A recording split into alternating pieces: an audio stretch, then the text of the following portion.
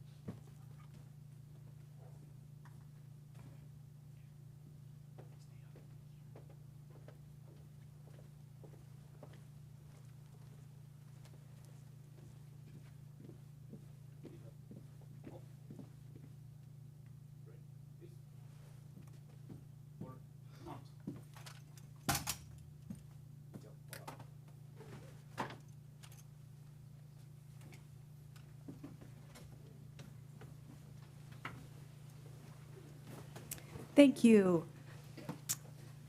Now we will introduce our pet of the week. And today we have Harley.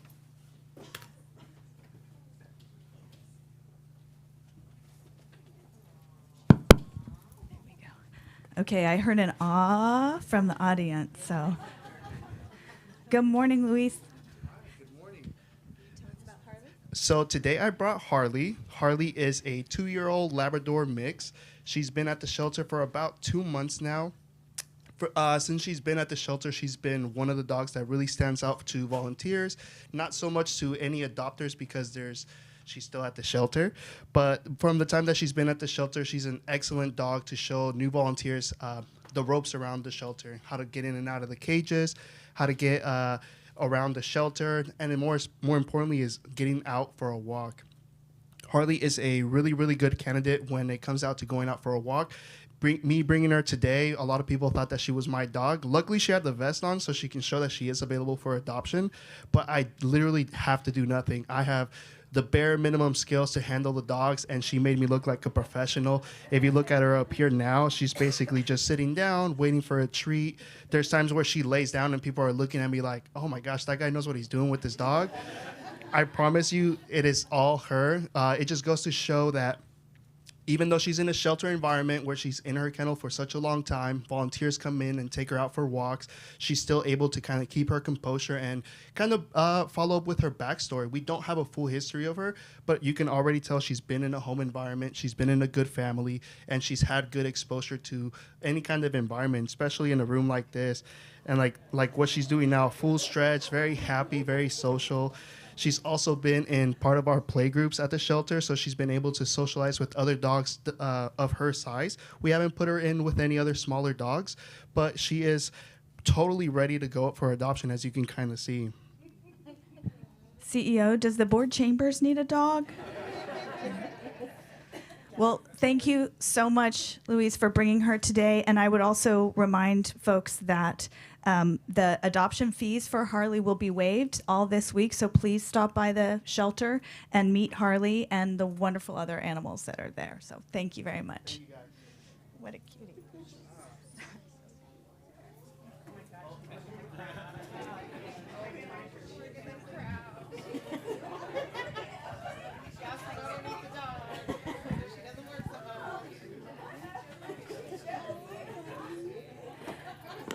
Is Harley available during budget hearings or something? Yes. All right, at this point, we will move to agenda item number 4 in our meeting, approval of proclamations and commendations. So we will have 3 proclamations today recognizing Police Week, Older Adults Month, and Wildfire Preparedness Month in Napa County. Is there public comment on any of the proclamations? And if not, then I will ask, is there any on the phone? Then I will ask my colleagues. Make a motion to approve. A motion, wonderful. I'll second. Motion by Supervisor Ramos, second by Supervisor Alessio. All those in favor? Aye. Any opposed? Motion carries unanimously. All right, so before we get, let's see, we're going to go ahead and do those. And I'm going to ask my colleagues here. First, I'm going to ask Supervisor Gallagher and Supervisor Alessio if you could share in the proclamation recognizing Police Week. Both of these supervisors have law enforcement in their family, and so they both have stepped up to do this one together. Thank you.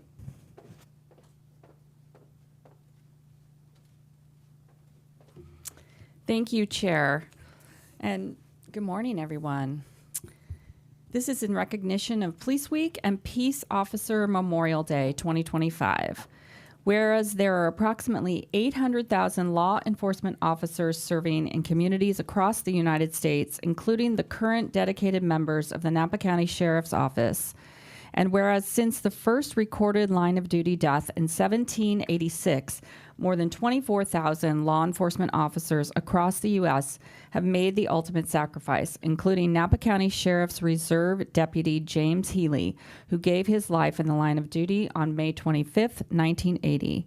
And whereas in 1962, President John F. Kennedy proclaimed May 15th as National Police Officers Memorial Day, and the calendar week in which May 15th falls as National Police Week. And whereas National Police Week pays special recognition to all law enforcement officers who have lost their lives in the line of duty for the safety and protection of others. And whereas according to the Officer Down Memorial page, odmp.org, an organization dedicated to honoring the lives and sacrifices of America's fallen law enforcement officers. In 2024, 165 law enforcement officers died in the line of duty across the U.S., 4 of which were in the state of California. And thus far, in 2025, there have been 22 line of duty deaths in the U.S., 3 of which occurred in the state of California. And Whereas our local sheriff's deputies, their families, and the members and families of all law enforcement agencies mourn any loss of life.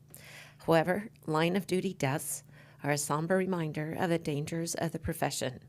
And whereas the Napa County Sheriff's Office Honor Guard attends memorial services and funerals around the state to represent our community and show support for families and fallen peace officers. And whereas it is important for all members of the community to know and understand the duties, responsibilities, dangers, and sacrifices made by our peace officers in safeguarding life and property in Napa County for residents and visitors alike. And now, therefore, be it proclaimed that this Board of Supervisors, County of Napa, State of California, on this 6th day of May 2025, does hereby recognize May 11 through 17, 2025 as Police Week, and May 15, 2025 as Peace Officer Memorial Day in Napa County. We call upon all members of the community to join us in honoring and extending gratitude to law enforcement officers, past and present, for their loyal service and devotion to their responsibilities and their invaluable contributions towards preserving the rights, security, and freedoms of all members of this community in the face of ever-changing challenges. Thank you. Thank you, and I would like to invite all law enforcement members present to join us up in the well for a photo.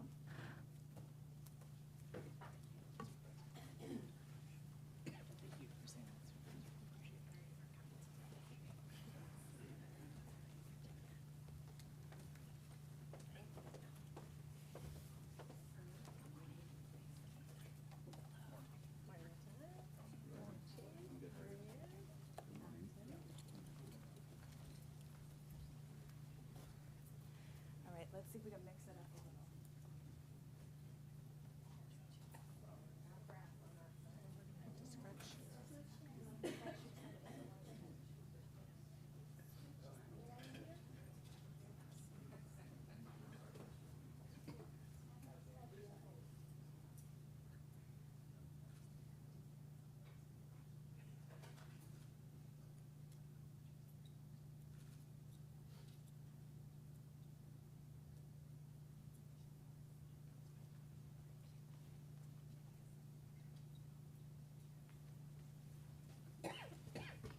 And I've asked the sheriff to say a couple of words.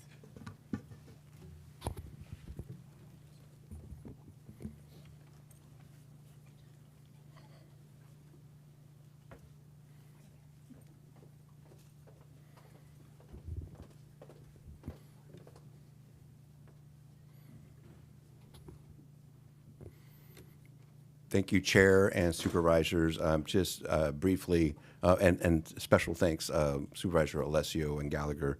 As you're speaking, I'm visualizing Mike and Lee, and it's wonderful that you got to do that. So thank you for that. I also want to acknowledge, the numbers. This is a memorial, so it's not a celebration. It's a memorial observance. You heard the numbers and the proclamation. I did attend one of the funerals here in California last year. The thing that gets me at these funerals is the families, as you know, especially the two of you. All these, they're not just names, they're fathers, their husbands, their sons. So I want to thank all our first responders. I spent some time on Graveyard last night riding with one of the sergeants, and I hadn't done that in a few months, and it was a stark reminder of how dangerous the work is, and how they do keep us safe. And while they're doing that, their loved ones are at home, and they're kind of holding things down at the house. So I do want to acknowledge the families of all our first responders, and especially this week, our peace officer families. And I want to thank the members of law enforcement that are here today, a couple of folks from my leadership team, Captain Greenberg, Captain Thompson, as well as Lieutenant Dudley, and then, of course, the Honor Guard, who, I go to a funeral every chance I get, and it's something I don't look forward to, and it's an emotional experience to go to them. And these men and women on the Honor Guard, when they go, they volunteer to go to honor the families. It's a bit torturous for them, but they do it because they want to show that presence to the families of those that have died in the line of duty. So I really want to thank all the members of the Honor Guard, including the ones that weren't able to attend today. And again, thank all of you. Thank you so much, Sheriff.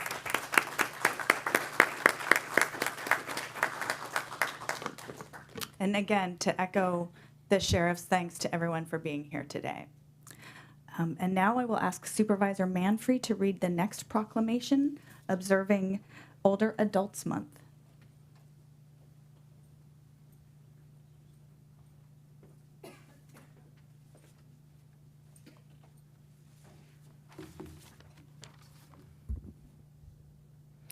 All right, I am honored to talk today about Napa County honoring Older Adults Month, the month of May here.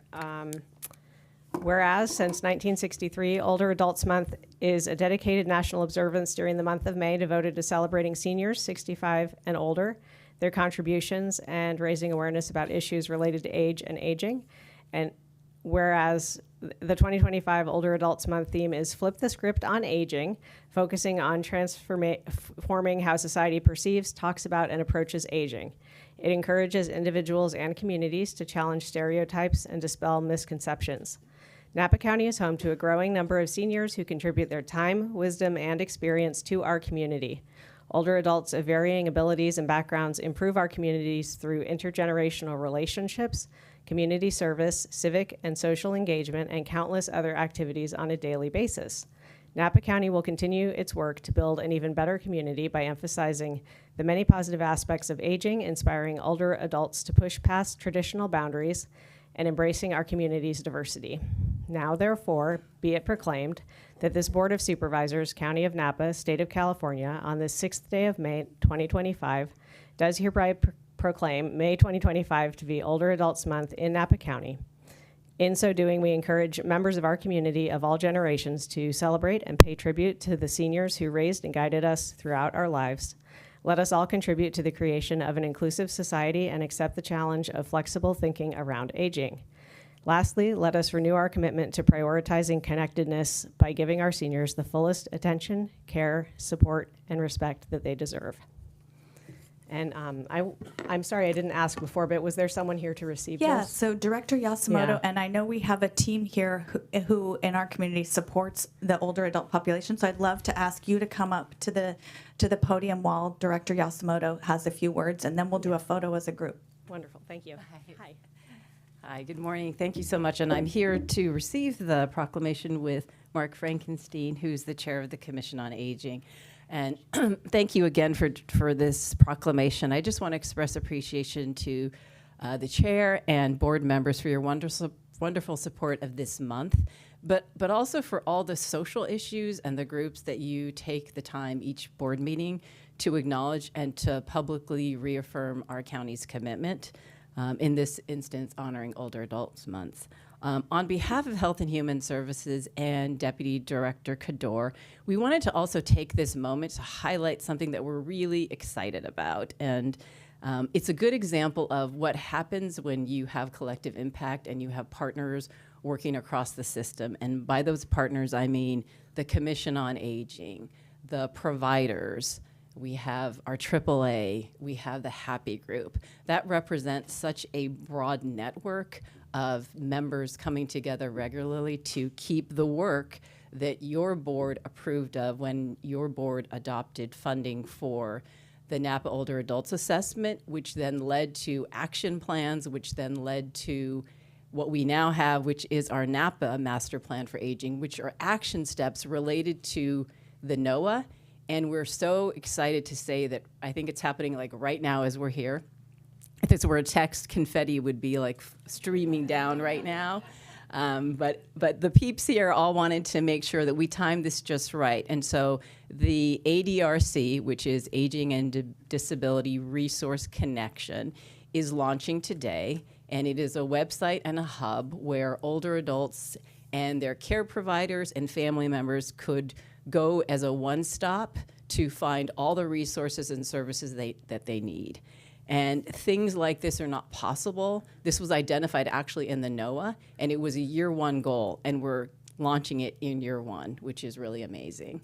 And your board's support through funding like MSA, where our INA, which is Providence Community Health, is able to amplify and do what they do, which really helps to seed and backbone the ADRC work. So the key partners to that are Providence Community Health, our AAA, and Disability Services Legal Center. And they're supported by an entire network of people who are cheering them on, supporting them, working to have a hub of support. So I just wanted to take that moment to kind of do some dot connecting around the investments that you're making and how we're all working really strategically to do really good things. Our population of older adults, as you know, in Napa County is 30% of the population. That is growing year over year. It is the one population sector that is growing. And we're 17th out of 58 counties in terms of the highest number or percentage of older adults in our community. So the launch of the ADRC today is very timely, and we are doing our very best to prepare our community for what lies ahead and the challenges that we all face as we're all getting older. So thank you so much. Thank you, Director Yasumoto. And I know that our communications team in the room is going to help us push out and elevate the ADRC resources and website. So, Mark, do you want to say anything? Sure. I didn't prepare anything. I just want to thank you, Tiffany. I want to say thank you to the supervisors. Thank you, Chair. And let's flip the script. I thought of a quick, easy thing to say. We all say that the 70s are the new 40s. Well, that's the script we're going to flip, and the way we're going to do it. Since I'm there already, I'd like to help make it the new 40s. So, thank you for recognizing older adults and for supporting the Commission on Aging. Thank Appreciate you. it. And let's take this moment to do a photo in the well. And I'd love to ask Tiffany and everyone else who's here for this item to come to the well and say cheese with us.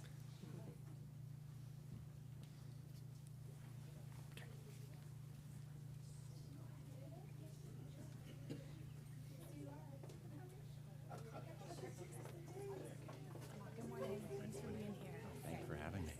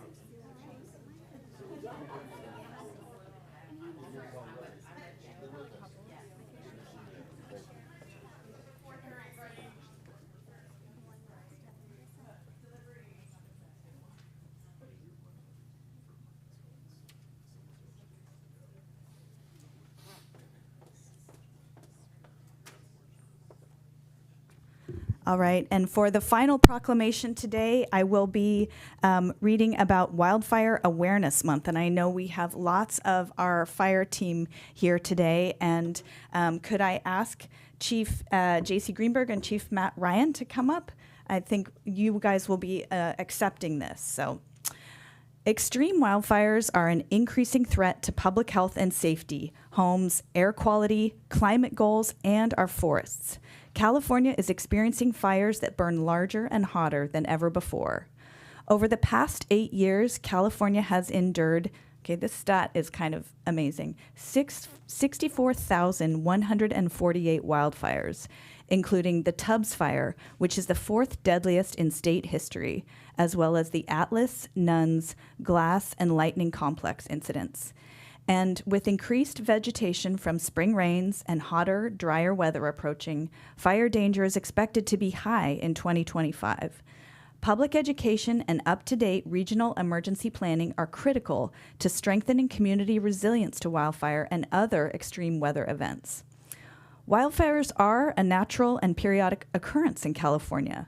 Many native species depend on cyclical fire for survival.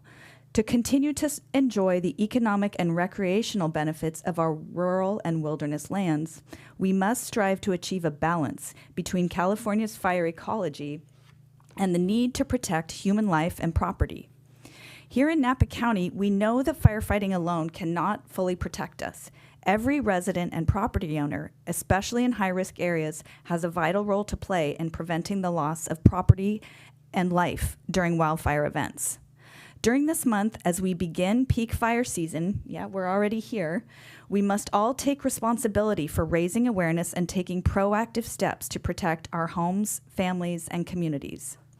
Napa County is committed to fire prevention and fuels mitigation, investing over $24.6 million over the past 4 years and pledging matching funds to the incoming Hazard Mitigation Grant Program and Fuels Reduction Grants. In recognition of Wildfire Awareness Month, the Napa County Fire Department, in cooperation with CAL FIRE, Napa Community Firewise Foundation, 22 active fire safe councils, and numerous community partners, has intensified efforts to educate residents on essential wildfire preparedness steps. Life and property-saving information can be found at countyofnapa.org, readynapacounty.org, and readyforwildfire.org. Now, therefore, be it proclaimed that this Board of Supervisors, County of Napa, State of California, on this 6th day of May 2025, does hereby recognize May 2025 as Wildfire Awareness Month in Napa County. And in doing so, we extend our heartfelt gratitude to the brave men and women who dedicate their life's work to keeping our communities safe from fire. And we strongly urge all residents and property owners to understand and maintain appropriate vegetation management and defensible space, harden their homes, have an evacuation plan, assemble an emergency go bag, and stay alert, informed, and ready. So, who wants to start? Thank you, Fire Marshal, for being here today. All right, thank you. All right, good morning, and thank you, Chair Cottrell, members of the board, and members of the community. On behalf of Napa County Fire, I want to thank the Board of Supervisors for this proclamation, recognizing May as Wildfire Preparedness Month. As we continue through the 2025 fire year, this recognition is more important than ever. In California, May marks a critical time to prepare homes and communities before the peak of wildfire activity begins. Studies show that home hardening and defensible space can significantly increase a home's chance of surviving wildfire. Here in Napa County, we are taking proactive steps to protect both our residents and landscape from wildfire risk. This year, we've expanded our defensible space inspection team to 6 seasonal inspectors, up from 4 in 2024 and 2 in 2023.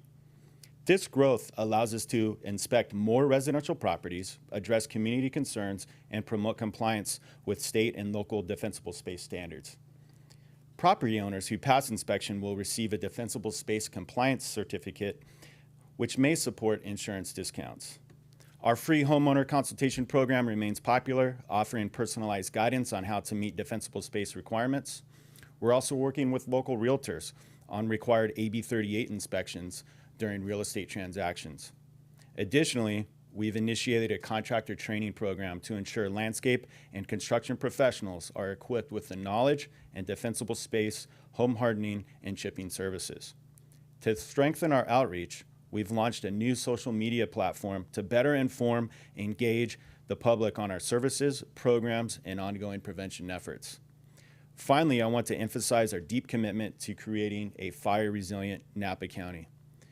We are proud to work alongside CAL FIRE, Fire Administration, the Sheriff's Office, Napa County OES, the Napa Communities Firewise Foundation, our 22 active fire safe councils, Planning and Environmental Services, and of course, this board. Together, we are making our communities safer, stronger, and more prepared. Thank you again for this recognition. Next, I'd like to introduce CAL FIRE Unit Chief and Napa County Fire Chief, Matt Ryan. Thank you, Jason. Thank you, Chair Cottrell and members of the board. First off, I just want to say, Jason discussed kind of our strategy within Napa County to execute and increase the pace and scale of fuel mitigation and fuels treatment. And I just want to recognize that our priority within Napa County Fire Department and CAL FIRE is to make Napa County a more resilient community. And in doing so, I just want to highlight some of our achievements. On Sunday, we had a graduation for our Napa County Volunteer Recruit Program. We graduated 17 new members into our Napa County Volunteer Firefighter membership, which now bolsters our volunteers to 150 members across Napa County. CAL FIRE resources within the Sonoma Lake Napa unit, we have increased our staffing levels. We are currently at peak staffing with 31 engines, 6 bulldozers, and 6 Type 1 hand crews to enhance and to further the fuel mitigation treatment projects within Napa County and to support fire suppression across our landscape. Our aerial resources, again, with CAL FIRE have been bolstered. Our Boggs Mountain Helitack up in Cobb, a Type 1 helicopter able to deliver 1,000 gallons of water and capable for NVG or night operations. And new information for the county is that we also, CAL FIRE is going to strategically place a Type 1 Chinook CH-47 helicopter at the Napa County Airport, which is also an unbelievable water delivery system of 2,300 gallons and also available to fly night operations to suppress those ongoing incidents. Our air tanker program will start May 15th. So we'll have our two S2s and OV-10 out of Snow Maritac Base. And one of the biggest things for this year is that we've introduced the second C-130 into our aviation fleet for CAL FIRE, based out of McClellan, delivering 4,000 gallons of retardant for any wildfire within Napa County. Our apparatus investment in the County of Napa is invested in enhanced fire response capabilities throughout with the purchase of 2 water tenders, which will provide 9 water tenders across the county, 1 at each volunteer station, 2 Type 1 engines, and 3 Type 6 engines to enhance our fire service capabilities.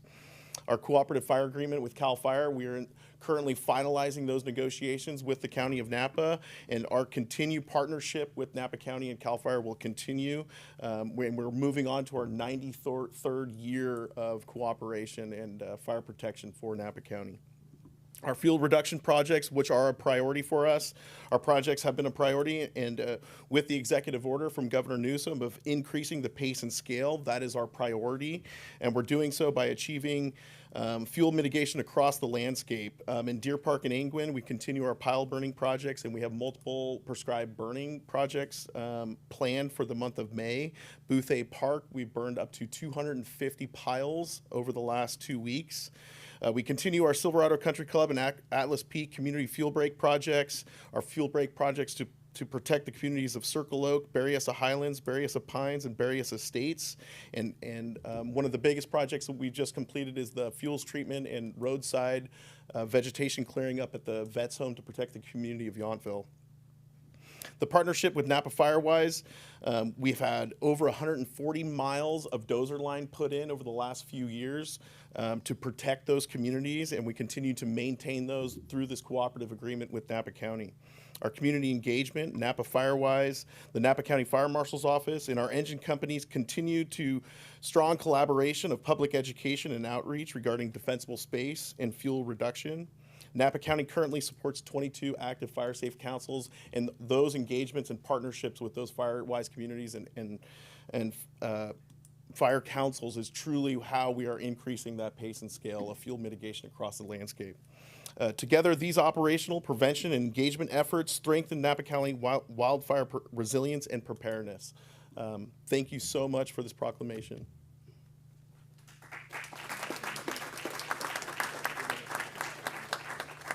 Thank you so much, gentlemen. So I'm going to ask every fire responder or fire professional to come up into the well here, and we'll do one more photo.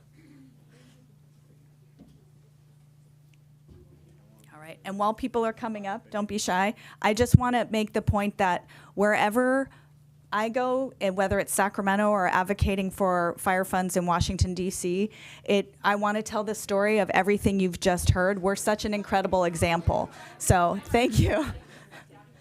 You guys aren't going to come down? Come on down.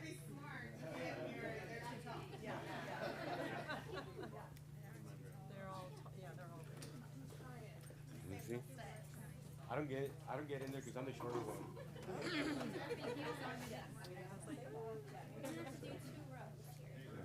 Yeah, we're gonna have to do 2 rows. Let's get in the front. Janet, get in the front.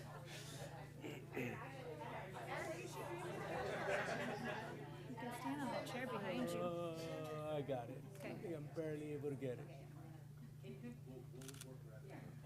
Sorry. Oh, there you go. There you go. All right. I know, right? All right. Ready? 1, 2, 3. All right, perfect.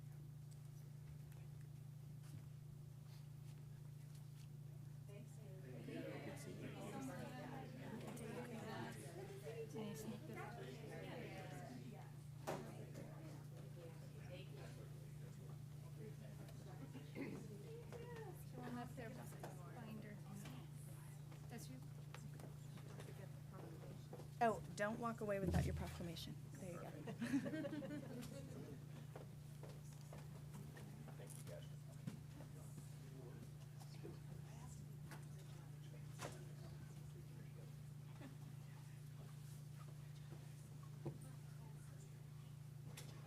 go. Okay, so you can see why usually we try to keep it to 2 proclamations because it's a lot. But as you could hear too, also those are all 3 very important issues to be able to share with the community today. So thank you folks for your patience.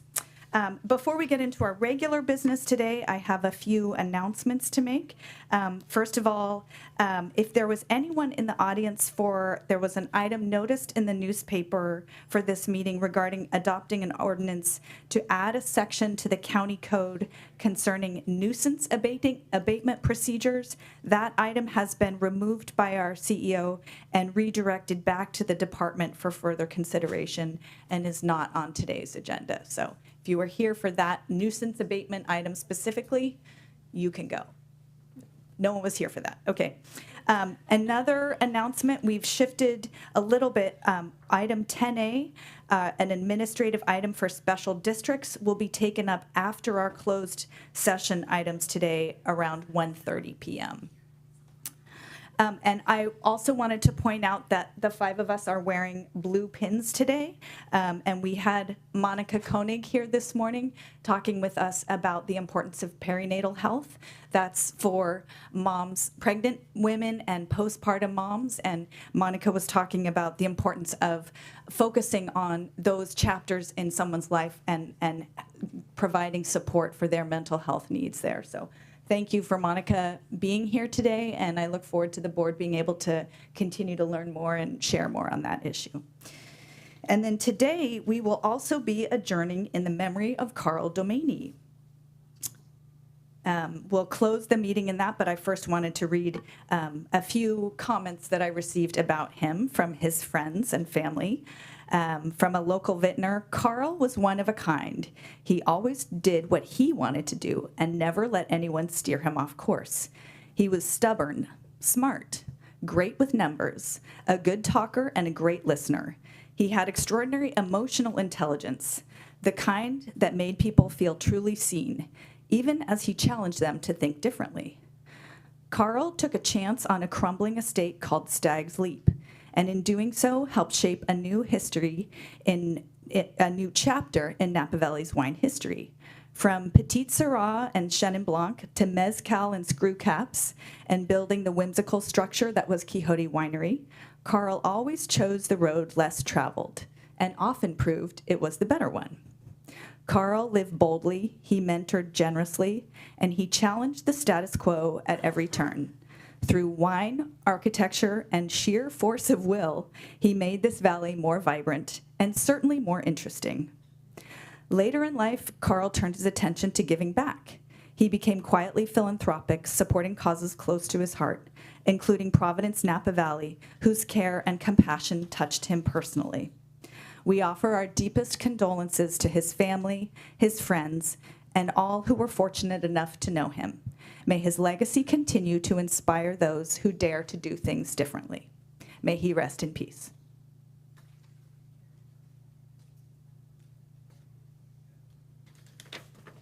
All right, and now we will move on to item 5, our consent calendar.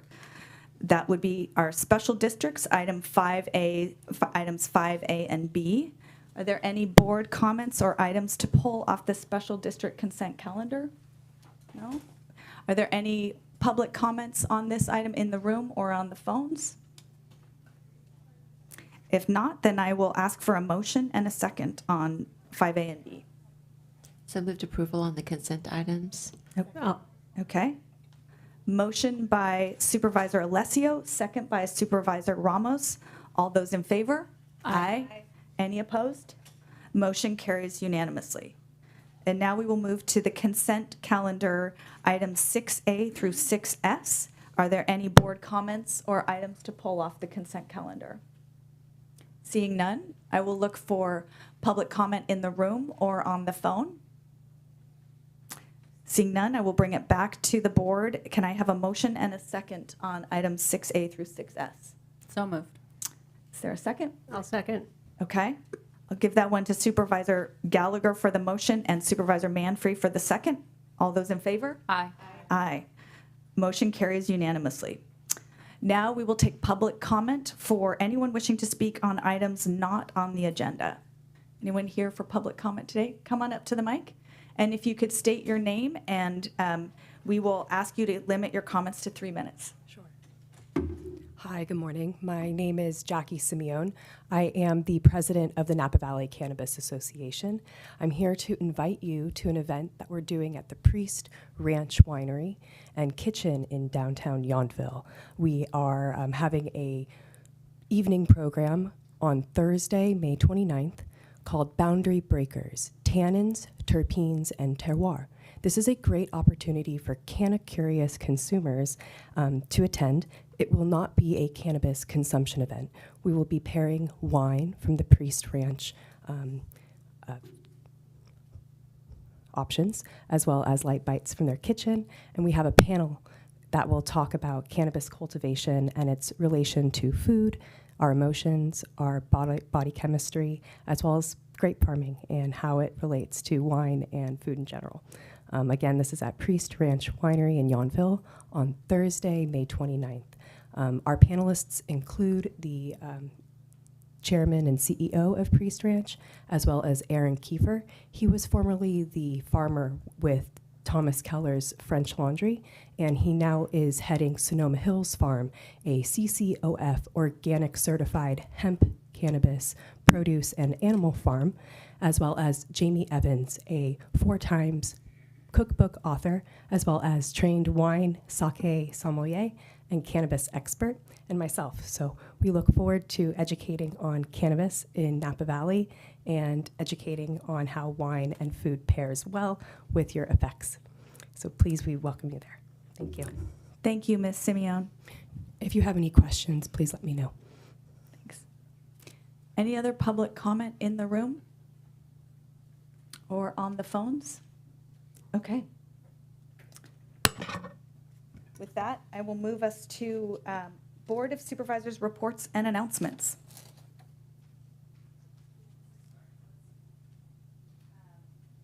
Supervisor Manfree. Sure.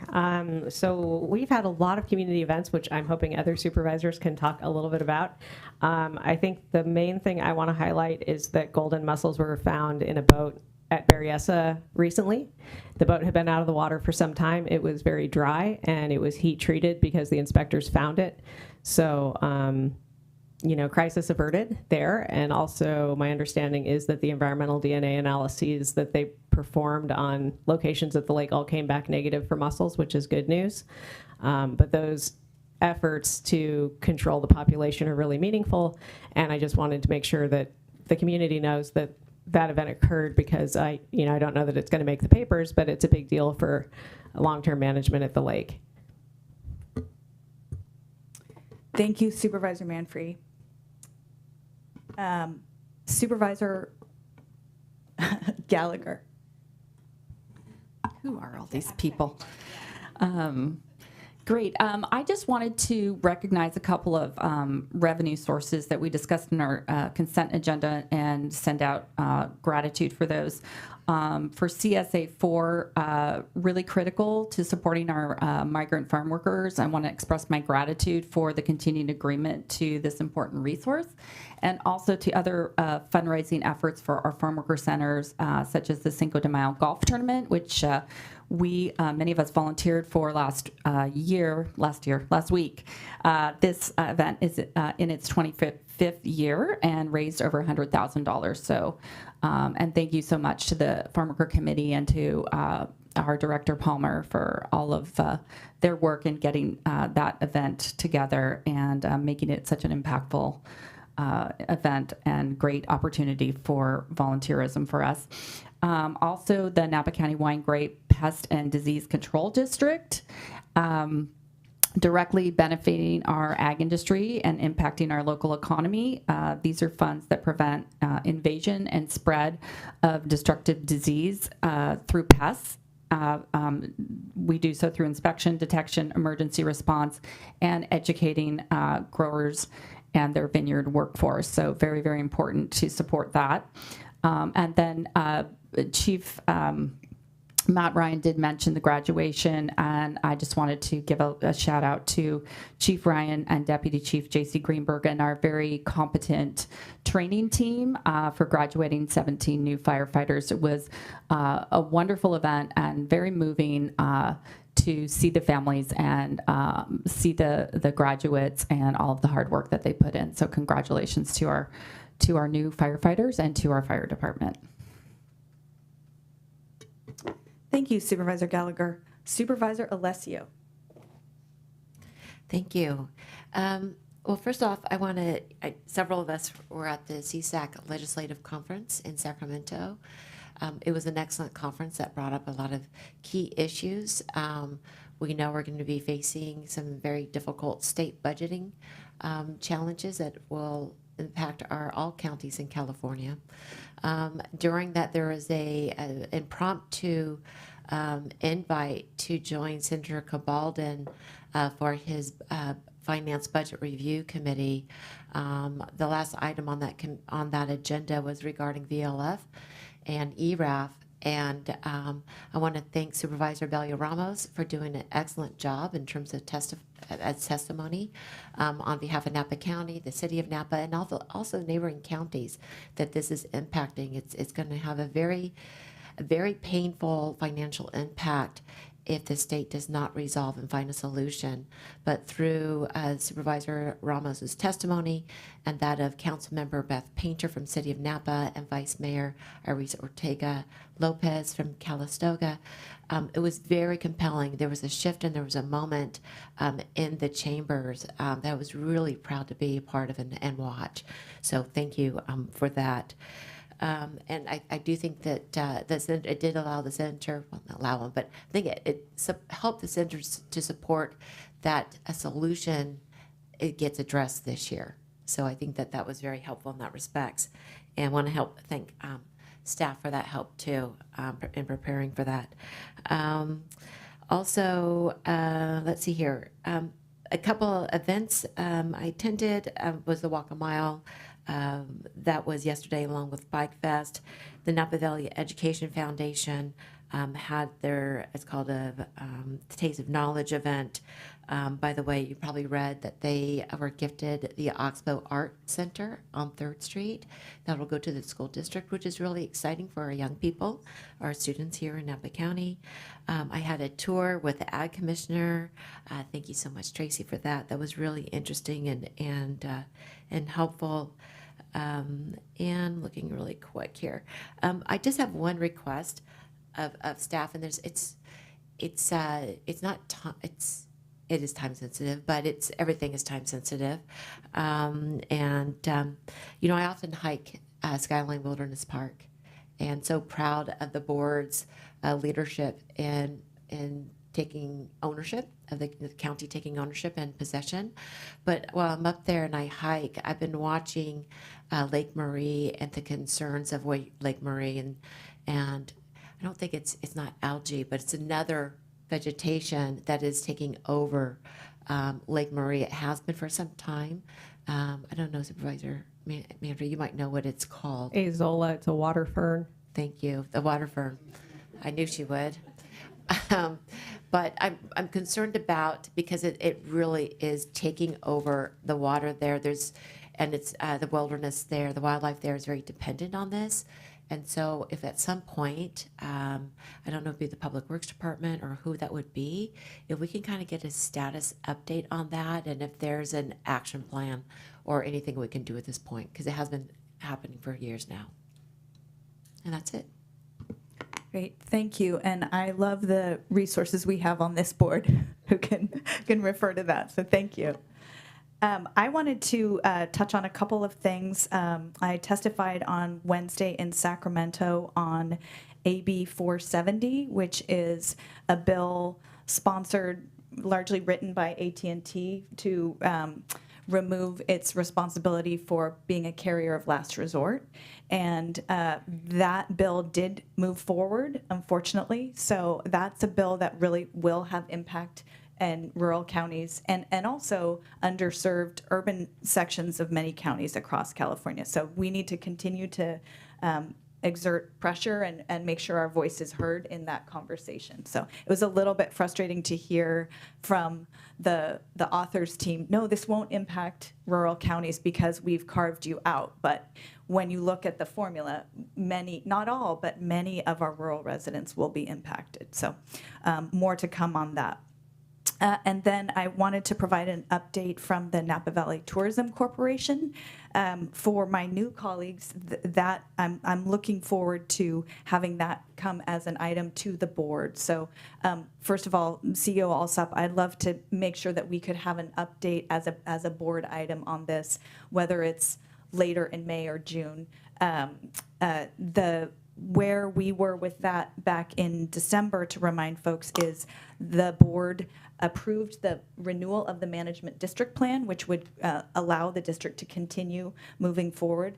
And then this board gave kind of a task list to the corporation in terms of renewing the contract between NVTC and VNV, as well as a contract between NVTC and the county, and updating bylaws and things like that. So I sit on an ad hoc with the NVTC board, and we came up with recommendations for an updated contract, and we presented them to our board colleagues last week, and those were approved by a vote of 7-1, so I feel positive about that. And those provisions will now go to VNV's board for review. And so I just wanted to give a status update and then ask that we could have some item on a future board agenda that would help us all get up to speed, provide some background, and help this board understand the next steps and potential options. So Supervisor Ramos. Thank you so much. Ditto to what you all said, you all did. We were there together, and it was great to be with you. I did want to highlight one thing from CSAC. In addition to the testimony we did provide, that the county provided in terms of the VLF swap, I think it's really important that we continue to carry forward the message of the unfunded mandates that are coming from the state of California and are shouldered by counties. And CSAC commissioned a report, a very thorough report that talked about realignment. I've worked with the sheriff on highlighting some administration of justice areas of tremendous unfunded mandates, everything from court security to probation to district attorney, every single functional area that you can think of. The state has imposed additional costs onto counties. The greatest one being really at the Health and Human Services level. One of the things that is important for us, because this came up last week as we did open our relocated correctional facility. And some questions came up in terms of the funding sources that were used by the county and what is the nomenclature of educational realignment dollars. Sounds like they are educational dollars, but they are just property tax dollars that the state told us how to use and how to pay. And so I think that that's a really important point for us to carry at the forefront of our discussions when it comes to the general fund. The impacts of vehicle licensing fees being 15% of our discretionary funds, and really everything that is coming at us as counties, it comes with a cost. When you look at Prop 1 and we're looking at the housing bond and what was said to be dollars for housing, it was truly just the state telling us how we're going to use dollars that we were already being given. So I think that that's a really important thing for us to keep in mind, and I'll continue to provide updates to this board as we continue to utilize that report. And if you didn't get a hard copy, I'd be happy to get my hands on a hard copy. I know people. Thank you. Thank you, Supervisor Ramos. Yeah, I would love to just ask that we get maybe 5, just because we can have, because I think it would be really helpful for staff to see those two. So thank you for that update. Okay, so with that, we will move on to agenda item Okay, and this is where we're going to switch around. Item 10A, as I mentioned before, will be heard after our closed session at about 1:30 p.m. So we have no items 11, administrative items, and we will now move to item 12. We have public hearings with special districts, and we're going to take these public hearings slightly out of order today. We will begin with item 13A, the land use appeal, and then we will move to item 13E, the micro winery ordinance, and then we will continue back in order with 13B, C, and D. And no one needs to remember this, but if you're here for one of them, that gives you some sense.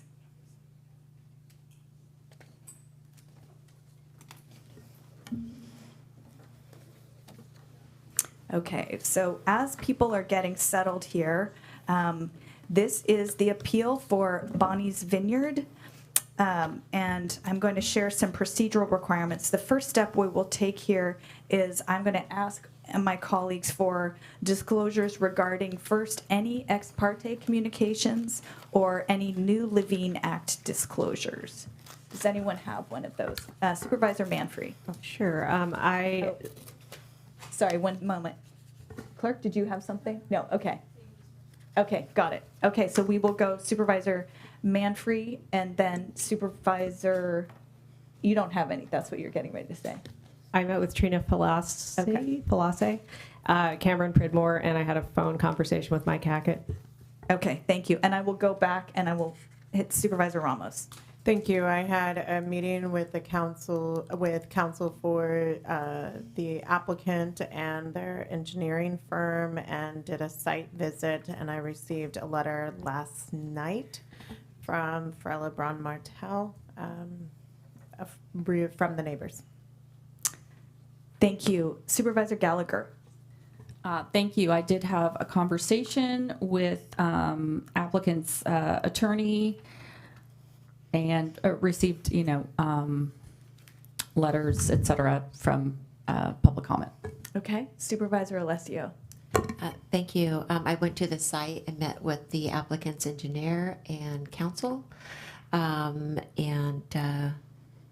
that is it. Great, thank you. And I had a Zoom meeting with applicant's counsel and engineering firm. I had previously visited the site as well, and I am in receipt of the same emails as my colleagues. And I would add that I also received public comment emails. Great, thank you. And so that takes care of our ex parte communications disclosures. Does anyone have any new Levine Act disclosures? I have none. None. Okay, great. So then I will go ahead and open the public hearing, and I will request the staff presentation on it. Good morning. Good morning, Honorable Chair, fellow supervisors. Thank you, Neha. So for those who don't know me, I am the supervising planner for the Conservation Division, Dana Morrison. I'm presenting today on the Bonnie's Vineyard New Winery Appeal, Permit P25-00020, which was an appeal of the original P22-00002 New Winery Use Permit application. Uh-oh. Bear with me. No problem. Nice to see you, Ms. Morrison. Thank you. Thank you. Am I hitting the wrong button? I'm sorry. What? Third time's the charm. Okay. Good. All right. So I want to start out with addressing a letter we received on May 1st from Water Audit California. There was a claim that preliminary water system technical report was not provided with the initial submittal. As you can see on the PowerPoint presentation, I do have a screenshot of the original 1/18/2022 submittal of the preliminary water system technical report. This application form was provided with the initial submittal as is required on our checklist. It's not something that we actually analyze. It goes to the state prior to building permit approval, but it is currently on our checklist. It's something we're proposing to remove with our updated use permit applications checklist because it's not actually something we review or have technical say over. The agenda was published on May 1st at 2:21 p.m. or 2:19 p.m. approximately, and there were no documents added at around 11:05, 11 p.m., as was asserted by Water Audit California. We confirmed with Granicus that that timestamp is actually when the specific PDF was downloaded by the appellant. So the agenda, as I said, was published on May 1st. We did release the Board of Supervisors agenda packet early on Friday, April 25th, 2025, to the Board of Supervisors, the applicant, and the appellant. It is true that the document was modified on April 23rd, 2025, as was claimed by Water Audit. This is because we put headers on each of the attachments for our Planning Commission and Board of Supervisors documents. And so this header was combined with the original PDF and uploaded and provided for the Commission, the Board of Supervisors, to consider the refute of the claims by Water Audit. So to start with that, there were no documents added at 11 p.m. They were there, provided. There is the same amount of documents provided in the cloud folder as well as on Granicus, which is the staff report, as well as 23 attachments. The only additional item that's in the cloud folder that is not on Granicus is the Planning Commission hearing transcript. So our agenda for today, we have a project introduction, Planning Commission approval, focus approval, grounds of discussion, board decision-making options, and the conclusion. So this use permit, as I said, was for P220002 and was approved by the Planning Commission back in December of 2024. A notice of intent was submitted by Water Audit in January on the 10th, and then the appeal packet was submitted on January 27th, 2025. So this original application came in January 2022. We went through a number of resubmittals, mostly related to ensuring the water availability analysis met with our current guidelines. When the application was originally submitted, the valley floor was subject to the 1.0 acre-feet per acre per year water use criteria. The executive order came out in 2022, which resulted in the GSA reducing their water allowance to 0.3 acre-feet per year. So this did severely reduce the amount of water that the project had available, but the project had already been designed to meet and stay at their existing water use level. The project was deemed complete in September 2024 upon engineering approval and technical adequacy memo for the water availability analysis. And then, of course, the Planning Commission hearing occurred on December 18th.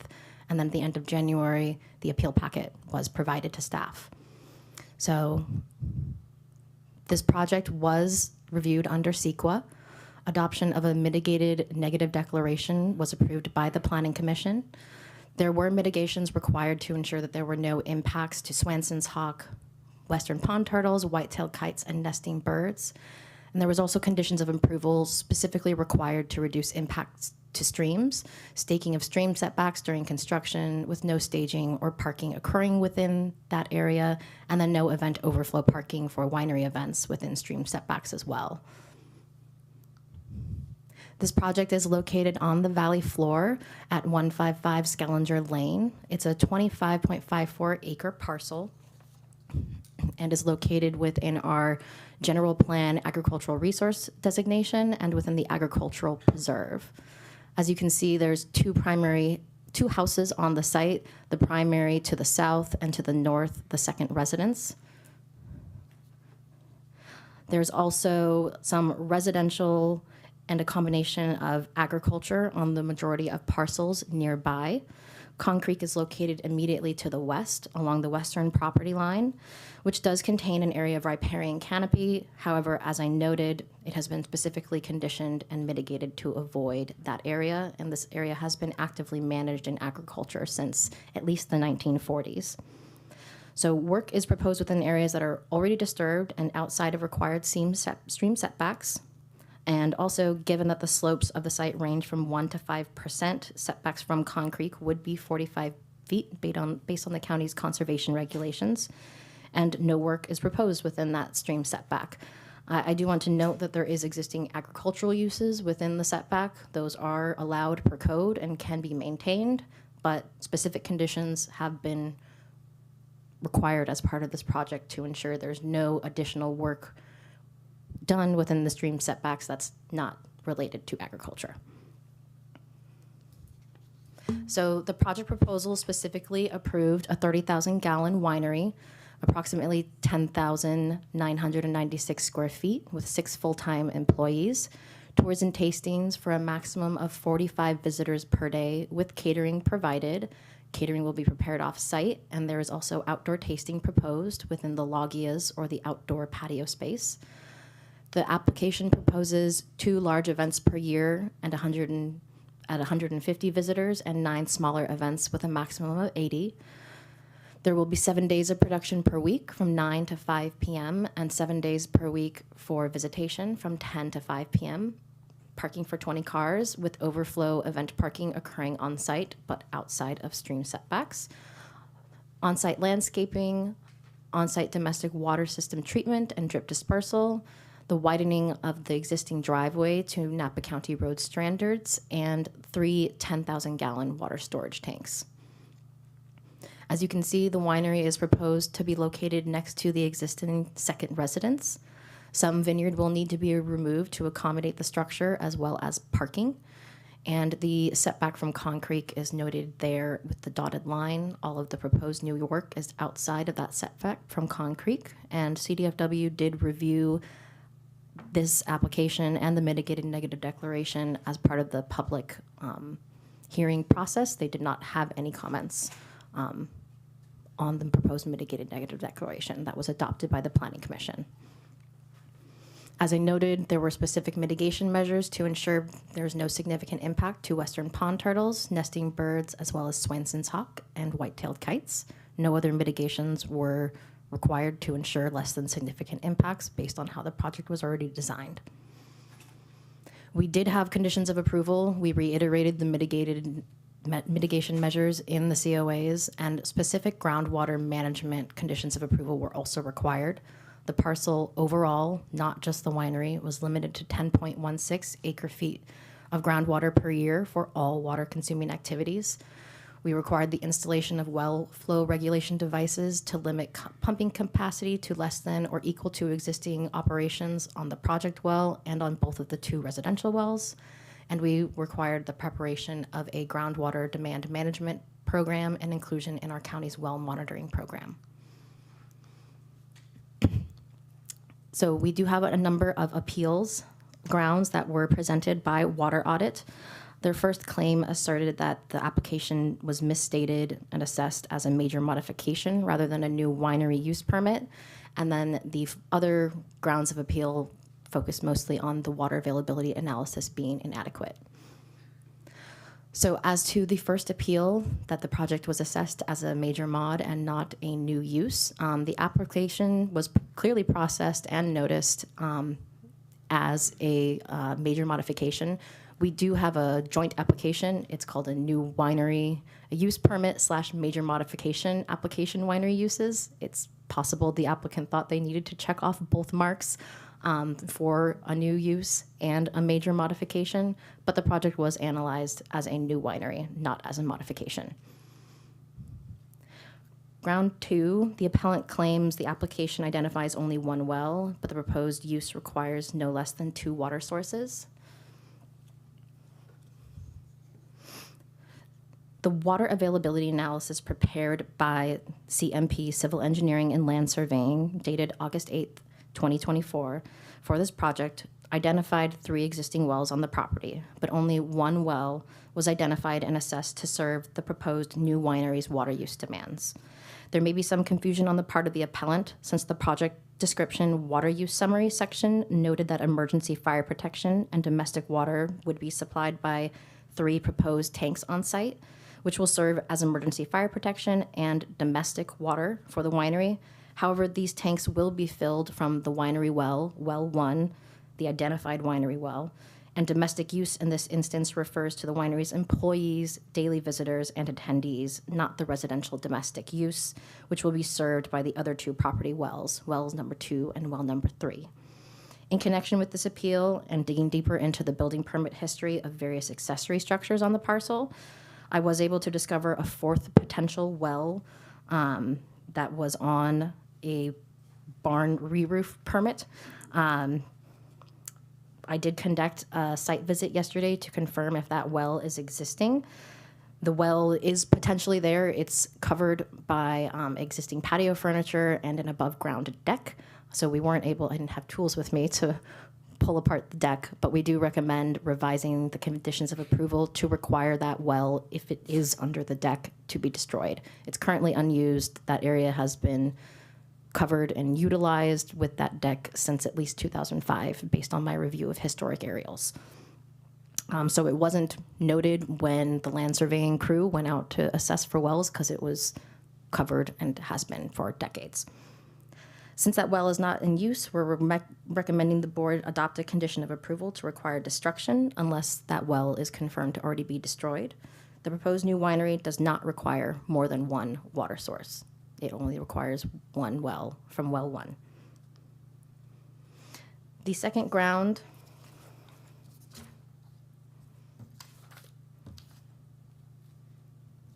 my apologies, continuing on this, the applicant also stated that 2 wells were required. The County Environmental Health Division doesn't require well construction permits until 1971. That's why the 2 residential wells, wells 2 and well 3, do not have any permit history. The houses on this site were constructed prior to 1950, one prior to 1940, and so there is no building permit history. There is no well permit history for those 2 wells, but they have been there for 3/4 of a century. State Water Resource Control Board does permit multiple types of public water systems. This one that was analyzed for this project was a transient non-community water system. I provide definitions for the different types of water systems. The appellant claimed that it was a community water use system. However, this project is proposing a transient non-community water system. Transient non-community water systems do not require multiple sources of water. It is only the community water systems that require 2 approved sources. So as I noted, this technical report, the water analysis preliminary, is not something we analyze. It is required to go to the state for approval prior to building permits. It is currently on our checklist, so that it was submitted with the initial application submittal as required, but it is not necessary for us to complete our review. They will need to comply with any state requirements when they do come in for their building permits, and per the environmental health conditions of approval, they do need to ensure that their water system is designed in a way that's adequate and complies with state requirements. And that information will be provided at a later date during the building permit process. For the third ground of appeal, the appellant contends that the application refers to 4 wells on the property, but doesn't include any well drilling information to determine the utility and acceptability of the existing infrastructure. And the application and Department of Water Rights database contains no well drilling data for the 3 alleged additional wells. As I noted before, there are 3 wells on the property, and of course the unidentified 4th unused well that was discovered as a result of digging deeper into the building permit history for this parcel. The primary well, well number 1, will serve the winery. This well was approved by the Environmental Health Division back in 2011 with permit E1100266. It did provide specific well drilling data information, and as I noted, well 2 and well 3 and well 4 have been there likely since when the original houses were built back in the 1940s, 1950s. And I did note the preliminary water system technical report was provided. It did determine that there were no public water systems within 3 miles, that the water supply to the proposed project is more than enough for the proposed use, and that the only viable option was for the preparation of a transient non-community water system, which the applicant is required, as their conditions of approval state, to complete before building permit approval. Ground number 4, the appellant claims that the approval of the application makes tangential reference for an additional water supply, but the approval is not conditioned on compliance. As I noted, this project was analyzed with only one well source. We did require the monitoring of the other wells to ensure that no additional pumping results from those other wells. If you reduce on one well and you start pumping on the other wells, then you're not reducing your water use. So the project was specifically conditioned to ensure the overall water use is reduced from 10.18 to 10.16 acre feet per year, a reduction of 0.02 acre feet per year, which the applicant has agreed to. All wells will be monitored, and flow regulation devices limiting their pumping rate were conditioned, and we do recommend a revision to the condition of approval to require a flow regulation device to limit the pumping time and the pumping rate to ensure that there's no change from current levels, and the project parcel in general will need to demonstrate that they are at or below 10.16 acre feet per year.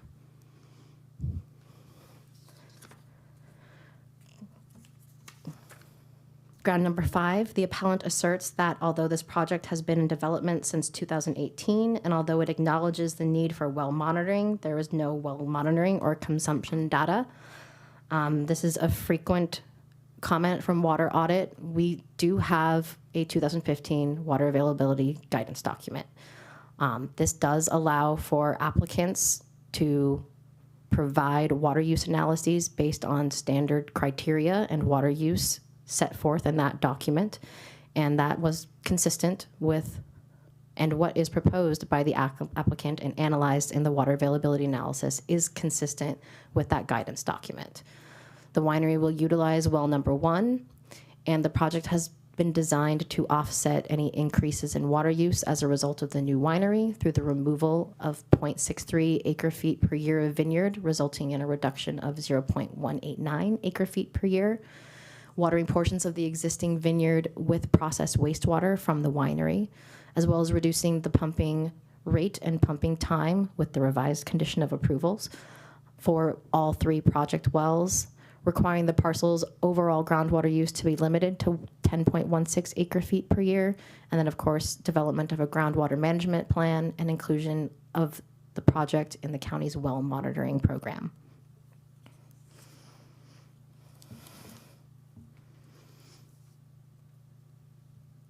For appeal grounds number 6, appellant contends that the application is based on assertions rather than empirical data. As I noted, we do have our water availability analyses guidance document that allows for standards set forth in that guidance document to be used by applicants to provide reasonable estimates of existing extraction volumes when actual monitoring or well pumping data has not been collected or provided. And the project has been specifically conditioned to require the applicant to meet the 10.16 acre feet per year water use. If they are ever found to be exceeding that use, there are additional measures that can be taken to reduce water use, such as installing a cover on the pool, replacing existing landscaping with low water use, plantings, installing water-saving fixtures in the winery, as well as the residences, removal of existing vineyard if needed, installing rainwater catchment systems. There are many courses that can be taken to ensure water use, and we will work with the applicant and monitor to ensure that's done. As I noted, the appellant has not identified any specific inconsistencies, and staff was unclear on what specifically was. The project description, the WAA, the wastewater feasibility report are all consistent in their representations of pre and post water use, and none of the other studies spoke to water use, and there were no inconsistencies found. Ground number 7, the appellant asserts that although all extraction projections are represented to be based on county standards, non-conforming numbers have been utilized to support the no change. Again, the appellant has not identified where those non-conforming numbers have been utilized. It's not uncommon for older wells in Napa to not have meters or actual houses, as I've noted, or actual data. As I've noted, these houses were built prior to 1955, and this parcel has been actively managed in agriculture since prior to 1940. Contrary to the appellant's assertions, applicant's groundwater estimates are reasonable and consistent with the county's WAA guidance document. Ground number 8. The appellant contends that the claim of 45 daily visitors and events hosting up to 800 people will use no more water than the previously existing grapevines is because the constraints of the WAA do not apply if the applicant can show no net increase in water extraction. It is true, the WAA guidance documents do allow for projects with a decrease in water use to just need to demonstrate that they are reducing their water. Historically, water use for this parcel, if you were to consider the previous state of the use, it used to be 2 separate parcels with 2 primary residences.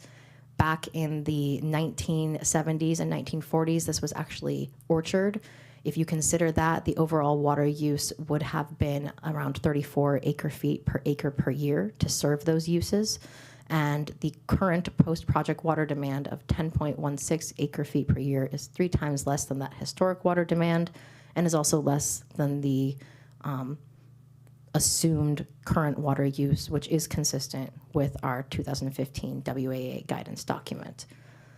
The proposed water use calculations did already account for the 45 daily visitors and both medium and large events, showing that they did offset the proposed new winery water consumption uses, off-balanced by, of course, the reduction of existing vineyards, processed wastewater being used to irrigate vineyard, and then, of course, the conditions of approval to require limiting the pumping and time capacity of those wells.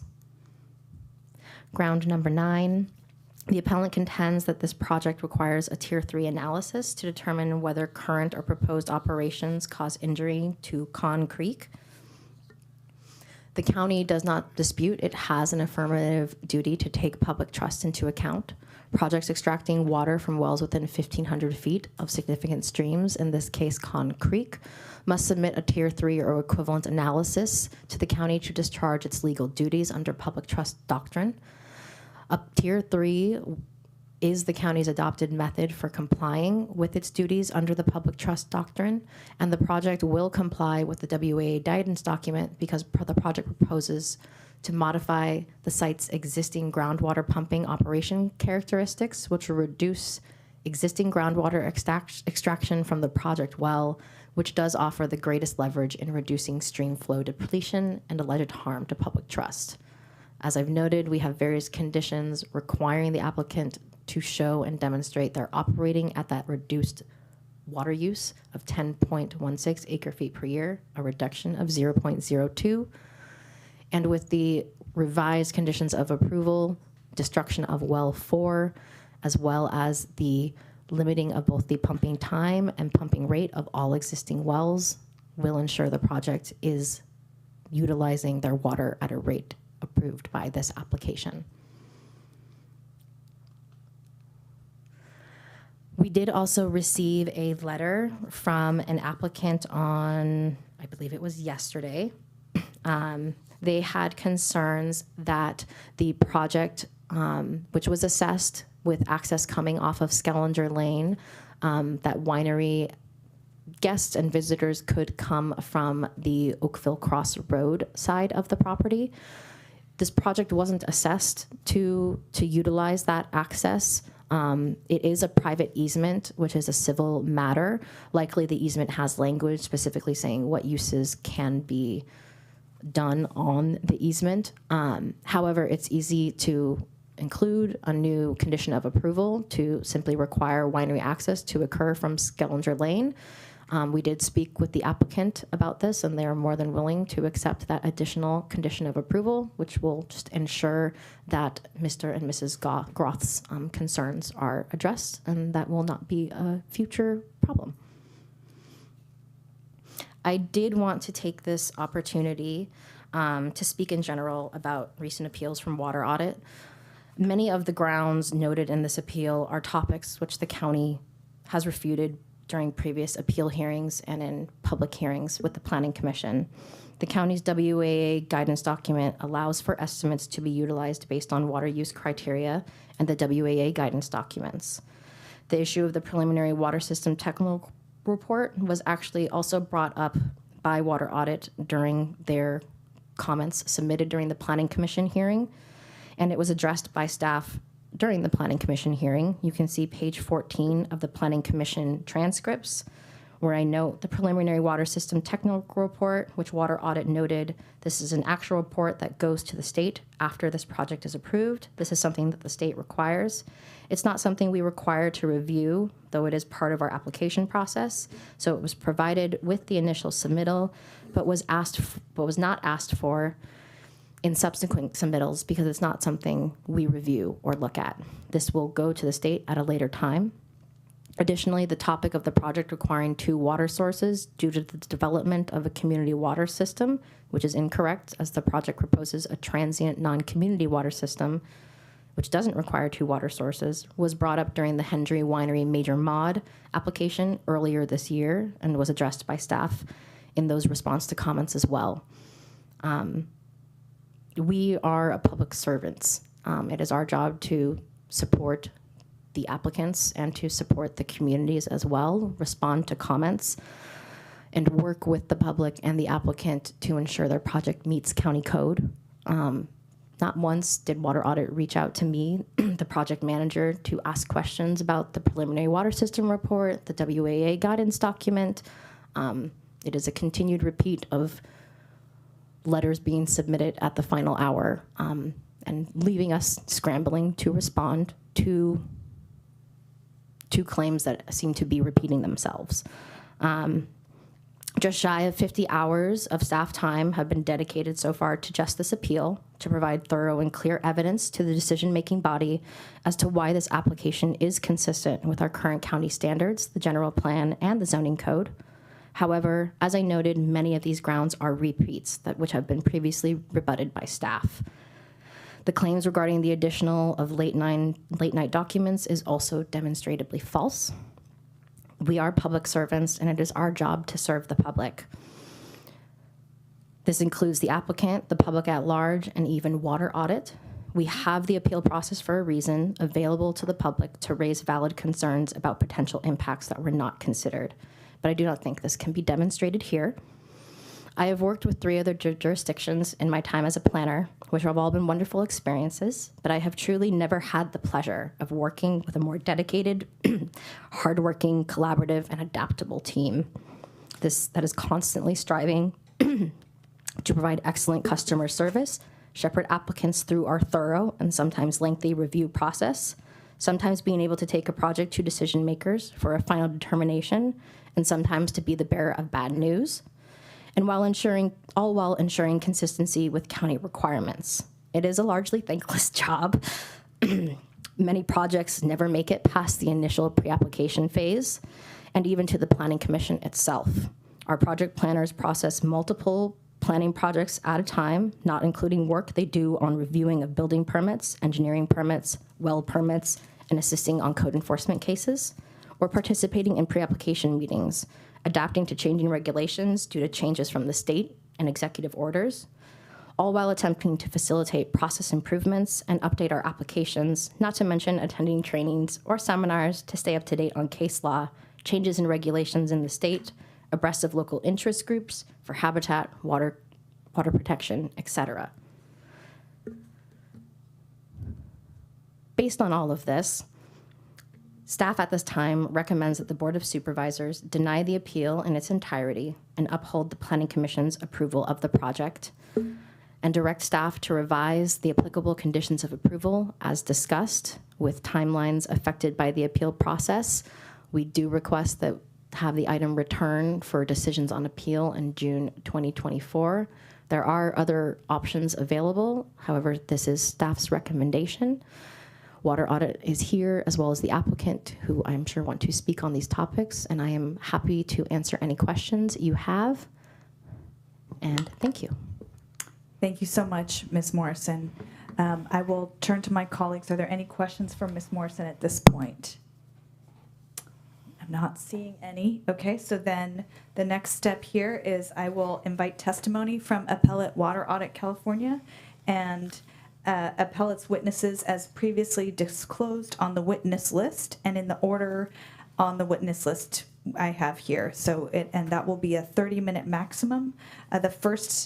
Actually, both witnesses are William McKinnon, who will be discussing legal requirements for 10 minutes and then as asking for a rebuttal period of 20 minutes. Okay.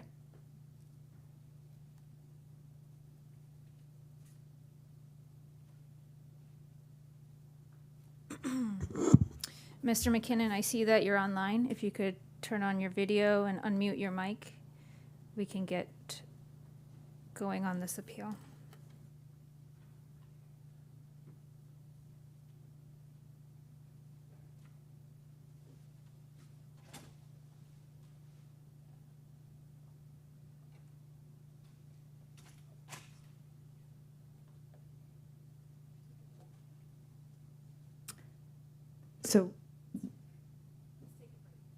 So we'll take a 5-minute break. It's 10:31 right now. We'll come back at 10:36 and reconvene. Thank you.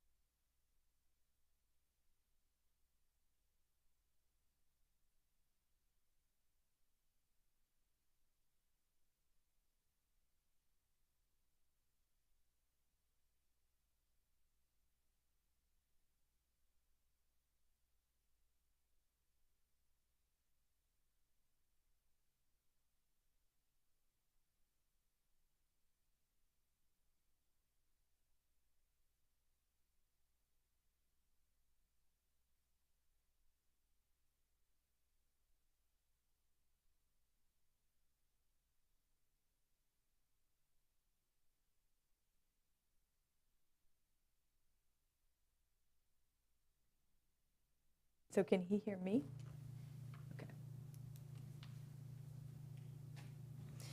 Madam Chair, we're going live. We have Bill McKinnon back on the line.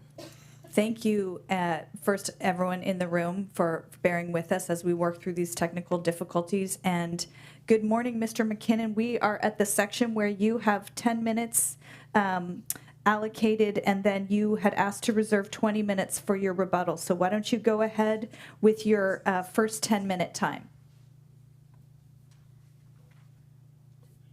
All right. Am I live now? Yep. Yes, we can hear you. Thank you. First of all, if anyone was there for your first Zoom meeting during the COVID, you recall that I managed to inaugurate the system rather spectacularly. Today, I regret I'm on my way to the 5th District Court of Appeal in Fresno in defense of my reputation that was maligned rather this morning. We're there because we are trying to reopen a fishway to restore passage up to Yosemite for the first time in 100 years. This morning's proceedings have caused me to reflect on our involvement in the entire process in Napa. Although not in uniform, Water Audit's a private attorney general engaged in a form of police action. Over the last 8 years in Napa, we've been attempting to change the system to make it conform to the law and be equitably applied. We mean no animosity towards Bonnie, whoever Bonnie may be. We have no disagreement with the problem with the winery. But we do have a problem with the unequal application of law. The U.S. Constitution, which is a rather beleaguered document, says that everybody shall get the same application of the law. And in order to be able to do this, there has to be some sort of orderly process. And the first step, the Planning Commission takes its application and it looks at it and it sees and it determines whatever facts are there, and then it makes its decision. And it has to be inconsistent with the law.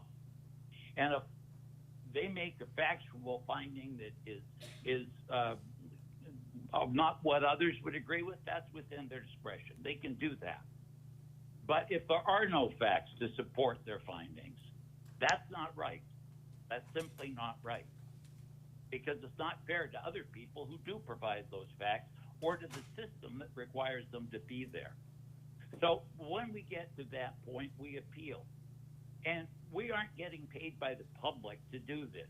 We are doing this because we believe this is the right thing. So we have, in the past 5 years, managed to get the county to recognize its duty to the public trust doctrine, which it most affirmatively rejected in January 2020 is now a matter of policy. Because of the fact that your planning decisions have been utter bedlam, we've imposed upon it by our repeated efforts a checklist and asked that the checklist be included and followed. Included, we're getting good on; followed, not so much so. I'm sorry Ms. Morrison did not believe that I called her appropriately to chat with her about this, but we have gone to each of the Board of Supervisors, and we have met through representatives of 4 of them, and I've been trying for over 2 months to speak with Brian Bordona.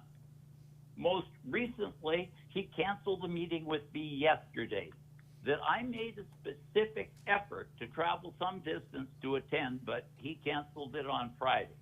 So I am not going to tolerate being criticized for not being adequately cooperative. Now, in this instance, we are guided by a checklist, which is PDF 220 or 428. It is a duplicate of it has been submitted at 738. Gosh knows why. If you look at it, you'll see that to scale development drawings are required. There's a model linked. It says that there should be distances between existing and proposed property improvements and septic lines, wells, tanks, structures, and that should identify natural features such as creeks, as there are creek setbacks that must be maintained to protect natural features from damage and prevent flood issues. identify required street setback distance pursuant to county code, blah, blah. You'll see that the drawings that they have provided don't do that. Okay, does it matter? They don't. Look at page 590 and following. They simply don't comply. Now, another thing you require, pursuant to a memorandum in 2018, is that the parties submit both a water system feasibility report and then subsequently make application to the water board. Now, there's something that has gotten confused, and by the way, I'm going to go over time on my opening. I'll take it away from the reply. The water system feasibility report is not part of this application. A preliminary water system is, but that's filed with the state of California later. It isn't part of your process, it's their process, and as Ms. Morrison quite rightly said, it shouldn't be part of your checklist. But the water system feasibility report is a different document, and it most assuredly should have been part of this application, because if it had been, her entire comment,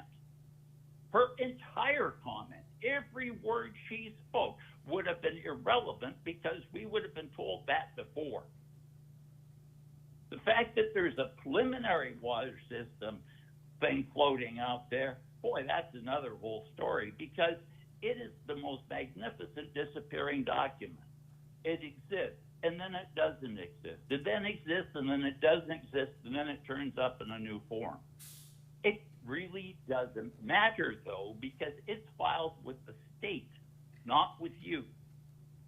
And the one that's supposed to be filed with you isn't there, as we keep saying. And if you look at your package 7, page 720, in our comment letter, we say that very clear. We say there is no water system feasibility report.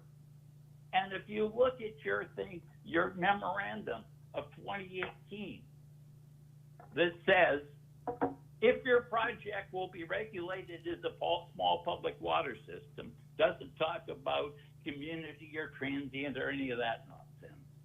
A water system feasibility report will be required as a completeness item at the time a use permit application is submitted. It wasn't. Now, your consultant here knows full well that this is what's required, because he just did the Henry project. As a matter of fact, it was originally calendared on exactly the same day as P15-00173. And in that one, he put in both of them, both the water system feasibility report and the preliminary water system. Now, do I really care whether any of that's there? No, but I do care that if you say that you are going to do it, that you do it equally every time for everybody. So,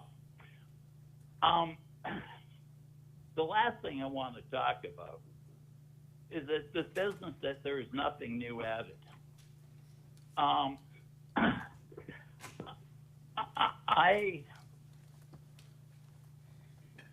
I think that it is really, really, really important, if you are going to pretend that this is a fair system, that everything be transparent and equal.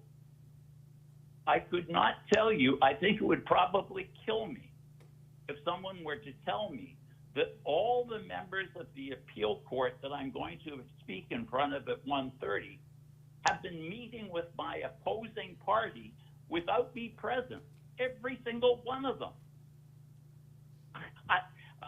Unbelievable, unbelievable. But it's happening, and it's Napa, and that's the way you do things. Now, evidence outside the administrative record is inadmissible, and at least unless it meets certain exceptions. And the administrative record is what was in front of the Planning Commission. If what we're going to do is allow people to get the answer, to get the test, get the answers to the test, and then turn in their exam answers, then this entire process is a waste of my time. I am trying to get people to be consistent. And, you know,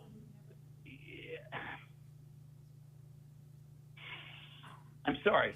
I'm very, very frustrated, and I'm also very, very hurt that when we've been working so hard for so long to simply make this system predictable, reliable, and transparent, that we should be maligned in this way is simply, I don't know what to say. And to the applicant, I'm sorry that you got caught in the middle of this. I really am sorry. I have no objection to your project, but why can you get away with doing one thing that somebody else has to do? Or you have to do something that somebody else gets away without having to do. That isn't fair. I'll save the rest of my time for reply. Thank you, Mr. McKinnon. Yeah, you've got 19 and a half minutes left, so thank you. All right, so at this point, I will ask any other interested members of the public. This is a moment you could come make public comment with your time limited to 3 minutes, and then we will hear from the applicant and applicant's witnesses. Hi, Catherine Philippakis, Varela, Brown, and Martel. I just wanted to say thank you to the applicant and to the board and staff for agreeing upon the condition of approval about the easement. Mr. Groth and his daughter are traveling this week, so they couldn't be here, but they've been very concerned about the possibility of winery traffic on that road. So we appreciate everyone's attention to that. Thank you, Ms. Philippakis. Any other public comment in the room or on the phones? Okay. Then I will ask the applicant and the applicant's witnesses to come up next. And first, we will hear from Matt Myers with a 5-minute allocation, and then Cam Pridmore with a 10-minute allocation, and Catherine Fillais with a 10-minute allocation too. Good morning, Mr. Myers. Good morning. I'm Matt Meyer, representing the Bonnie Vineyard Winery project, and I'm definitely here with a lot of humility because I had no idea that this process was so involved, and I appreciate everyone's time, including the public. I wanted to say thank you very much to Mrs. Morrison for your in-depth work and the rest of staff.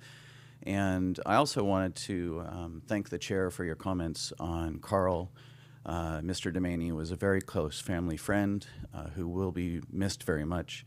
And to be honest, I can't remember a time in my life without him. That's how long I've known him. But on to the matter at hand. I don't really know what I can say today that hasn't already been reported on and gone back and forth. I feel like, first of all, I wanted to address the issue with the Gross. They're also very good friends of ours, and yeah, anything we can do to formalize that the winery traffic is coming from Skellinger. In my mind, that was always part of the project. Like, that's what the intention was. And so if that needs to be formalized in another way, we're more than happy to do so. But as far as the water appeal goes, you know, our feeling is we love this community. This is a very special part of the planet, and we have no intention of trying to do any harm. And in fact, you know, we feel as though we have tried very hard to follow all the rules and come back with appropriate information. And as has been pointed out a number of times, the plan is to use less water than previously when the vineyard is removed. But I also wanted to apologize to a couple of the Ramos and Alicio that I was not able to meet you guys personally at the site. I had a couple of weeks of travel this month that sort of got in the way of your visits. But obviously, this is a very important project to us, and I think I'm going to kind of leave it there. Like, if you guys have any questions for us, we're more than happy to answer them. I mean, I will make one comment to the gentleman from the Water Board, and I agree. Everybody should be playing on a level playing field. But I think the caveat to that is when you're a small family entity and you're trying to follow the rules of people with infinite pocketbooks, it's getting harder and harder as time marches on to do that. And every time there's a new set of rules, I think you are removing small family interests from the valley. So I'll leave you with that. Thank you, Mr. Meyer. So with that, we'll ask Mr. Pridmore. Come up. Good morning. Good morning. Thank you, commissioners. And Dana, thank you again. You are a hard act to follow because you're so thorough. So I thank you again for that. Yeah, kind of where to start on this. I guess I've been spending the last 4 years, I think, working on this project. And part of that time, the county policies have changed greatly from the beginning of the application to now. And yeah, I heard, is it Bill? Is that his name? I think, yeah, Bill's comment that everything needs to be treated the same and past projects need to be treated the same as present projects. And after doing many different permitting things in the county, that doesn't really seem feasible just because rules are always changing and state mandates come down and counties have to react to them and staff has to react to them. And so at the beginning of this project, as Dana mentioned, you know, in 2018, referring back to the memo that Bill mentioned, you know, there was the application required a water feasibility study for the state. But at the same time, the applicant also application also required that we look at the project as having 1 acre-foot of water available at the time. And it's, I don't know if it's naive or what it is, but to think that, you know, stuff that was required in 2018 is still required now. And to that specific point, I think county staff has rightly identified that water feasibility study that is specific to the state water systems is not really something that they review. It goes to the state water board and they review it. And also it's kind of putting the cart before the horse a little bit to go to the state and apply for a water system for a use you don't even have yet, you know? So, and I think Bill mentioned the Henry Winery as a kind of a counter example of one where there was a feasibility study that was provided. And in that situation, it was much different. There's already a winery. It's already operating, and there's already visitors there. So it is more appropriate there to go, hey, state, we need a water system because we already have a winery. In this situation, you know, with Bonnie's Vineyard, it's we would like a winery, and if that gets approved to where we can have it, then we go to the state and go, okay, now we're going to try to get the infrastructure put together to have this. But anyways, I kind of got ahead of myself there a little bit. But yeah, so ultimately there was nothing nefarious about it. I don't like that was implied, but it is what it is. So kind of just a little bit of background. This project went through all the water changes that the county went through in the last 4 years, and ultimately has been tailored to meet kind of the groundwater sustainability issues that have come up and the public trust issues. And every single hoop that has been presented, the project has jumped through. And honestly, it wasn't, you know, some applicants get angry when they get asked to do extra stuff.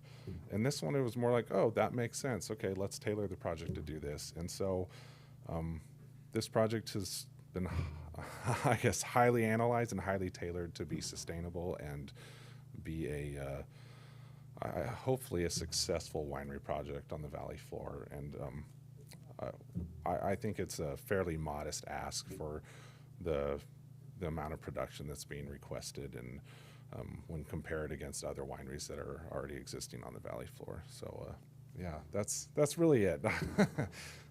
Any questions for me? Thank you, Mr. Pridmore. I'll ask Ms. Felice to come up, and then we can go for if people have specific questions. So thanks.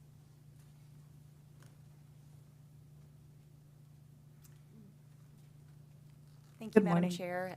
Thank you. Good morning, Board of Supervisors. My name's Trina Felice, and I represent the applicant. I did submit a PowerPoint presentation. I don't know if that's loaded up. If it's not a big deal. I don't need to take up any more of everyone's time trying to get it loaded. I can just speak to what the slides were going to demonstrate. But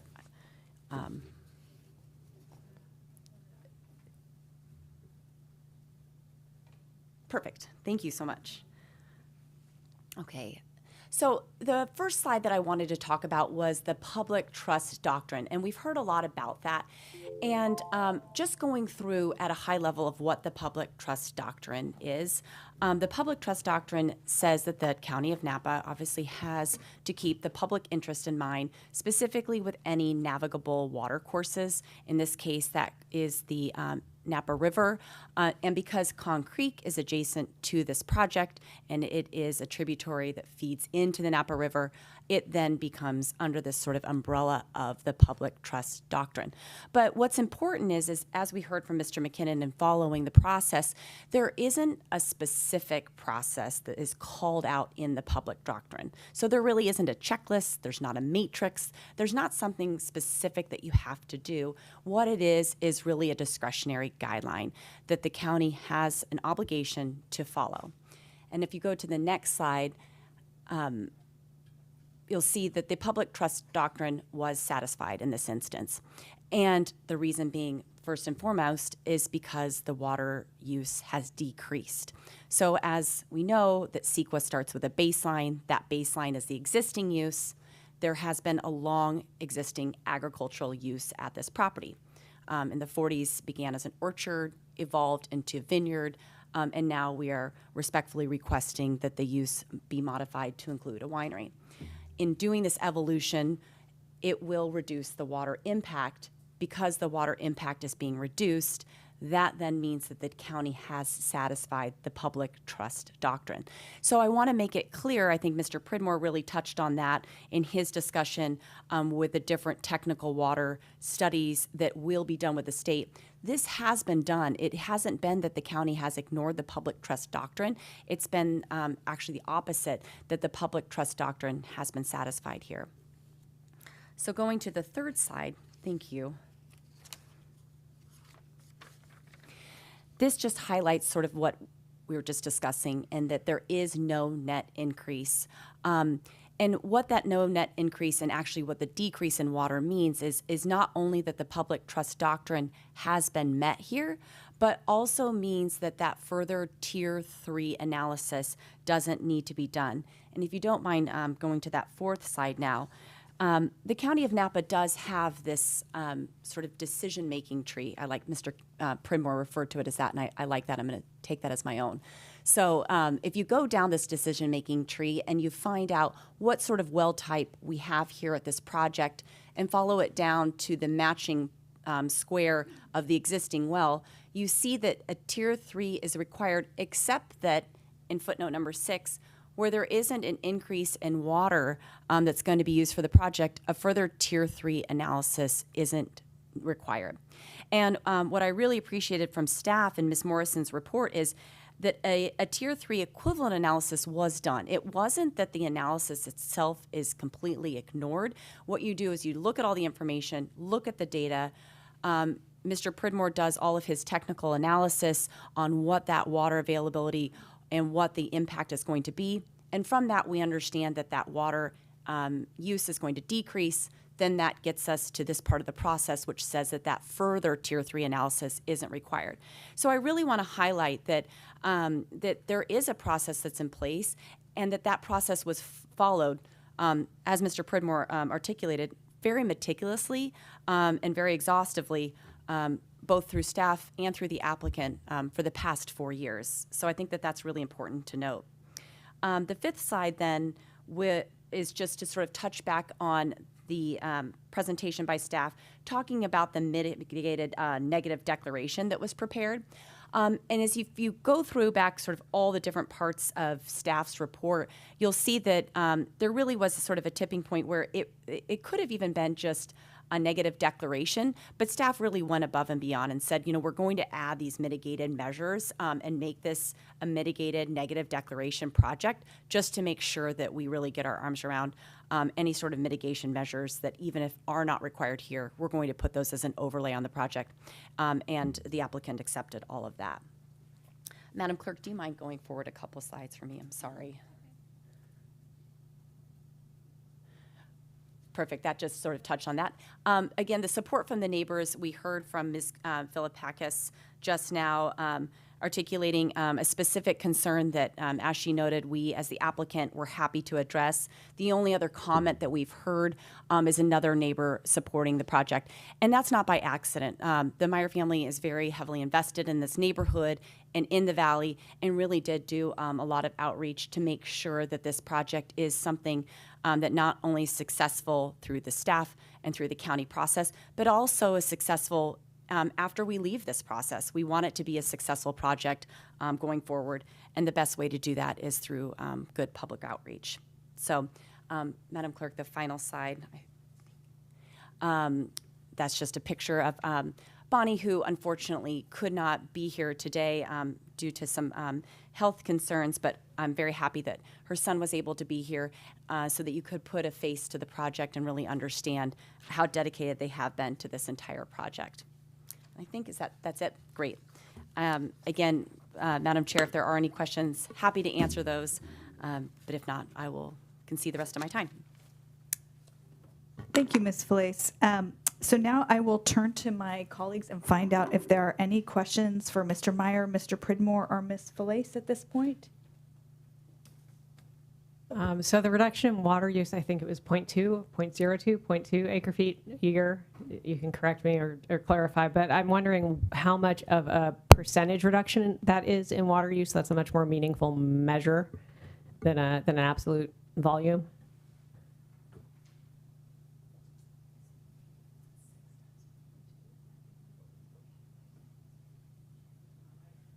Maybe we could go on to other questions and come back to that because that's going to require some math. That makes sense. I had a question about, there was a mention of a reduction in time of use. So could you speak to that? And I'm not sure if that was on one of the wells or multiple wells. So the original conditions of approval only limited the pumping rate of all 3 wells. We are recommending a revision of that condition of approval, well, those conditions of approval speaking to the wells, to require a limit of the pumping time and the pumping capacity of all 3 wells to their existing use, or for one of the wells, which we don't know the existing pumping time and capacity, the applicant needs to start monitoring the well and then work with the county to establish the baseline, and then it will be metered at that use, and all wells will be metered at that use. Got it. Okay. And so rather than a reduction of pumping time, it sounds like it's a limit based on current use. It's a flow regulation device to limit pumping time and pumping capacity to existing uses. Yeah. Okay. And that will be for all 3 wells. Project wells. Got it. And an overall reduction of 0.02 acre feet per year from 10.18 to 10.16 acre feet per year. And Brian is working on the calculations for percentages. Any other questions that the board wants to pose to staff or appellant or applicant at this point? While Brian does some math. Actually, Patrick Ryan was able to do the math. Thank God for engineers. So it is a 0.2%. 0.02. Oh. Well, 0.02 or 0.2 percent reduction. 0.2. 0.2%. 0.2%. 0.2%. Yes. Okay. 0.2. All right, and now at this point, I am going to ask Laura Anderson to come up and speak. Excuse me. Doesn't Yeah. the appellant get a reply somewhere in here? Yes. Hello, Mr. McKinnon. We have not forgotten about you. Laura Anderson, our staff attorney, wanted to come up and speak, and we will also be allowing you, of course, your time for rebuttal. So we are not closing the public hearing. Mm-hmm. So I think with the technical difficulty. Jumping the gun here. My concern is that I can't hear necessarily all the proceedings. So thank you. Yeah, no, I understand. Thank you. With some of the technical difficulties we were having earlier, we skipped a step, and that is that the chair issued a good cause determination, which excluded 2 documents from the record. It was 2 graphics that Mr. McKinnon wished to have included in the administrative record. And so he made a request that the full board overrule the chair's determination. And so we need to give each side an opportunity of 3 minutes to argue why the chair's determination should either stand or be overruled. So I would suggest we could do that now or at the end of Mr. McKinnon's rebuttal, either way.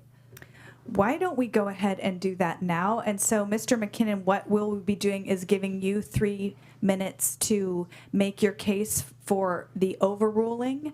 That won't count against your rebuttal time. And then I'll ask Ms. Felice to come up and have 3 minutes to respond to that. I'm going to make this simpler. I'm going to withdraw my appeal of your good cause determination. Okay.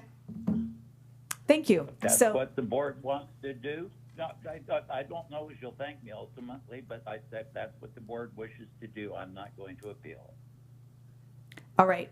Thank you for making that clear. And then what I will do, that will obviate Ms. Felice's time. And so I will ask you, Mr. McKinnon, to proceed with your rebuttal time, where you've got just under 10 minutes. Excuse me, 20 minutes. I believe 19 and a half. 19 and a half. You are correct. Could we load up my, could I have our PowerPoint loaded up, please? And while that's happening, I just want to make sure that we're really clear on what the situation is here. You have a memorandum from 2018, which Mr. Pridmore knows about because he spoke about it. And it says that there shall be a water system feasibility report submitted at the time of the application. And if we could, Mr. Pridmore, as I understood, said that these things have changed so much and so frequently, and that probably such a thing as a water system feasibility report was not appropriate here. Now, the memorandum doesn't say that. It doesn't make any exclusion as to whether it's a winery, new winery, existing winery, and it doesn't say that. It says it shall be submitted. But his comment was that in this particular application, it wasn't necessary, and that's why it wasn't done. If we could, Madam Clerk, could we go down to the 9th slide in my PowerPoint, please?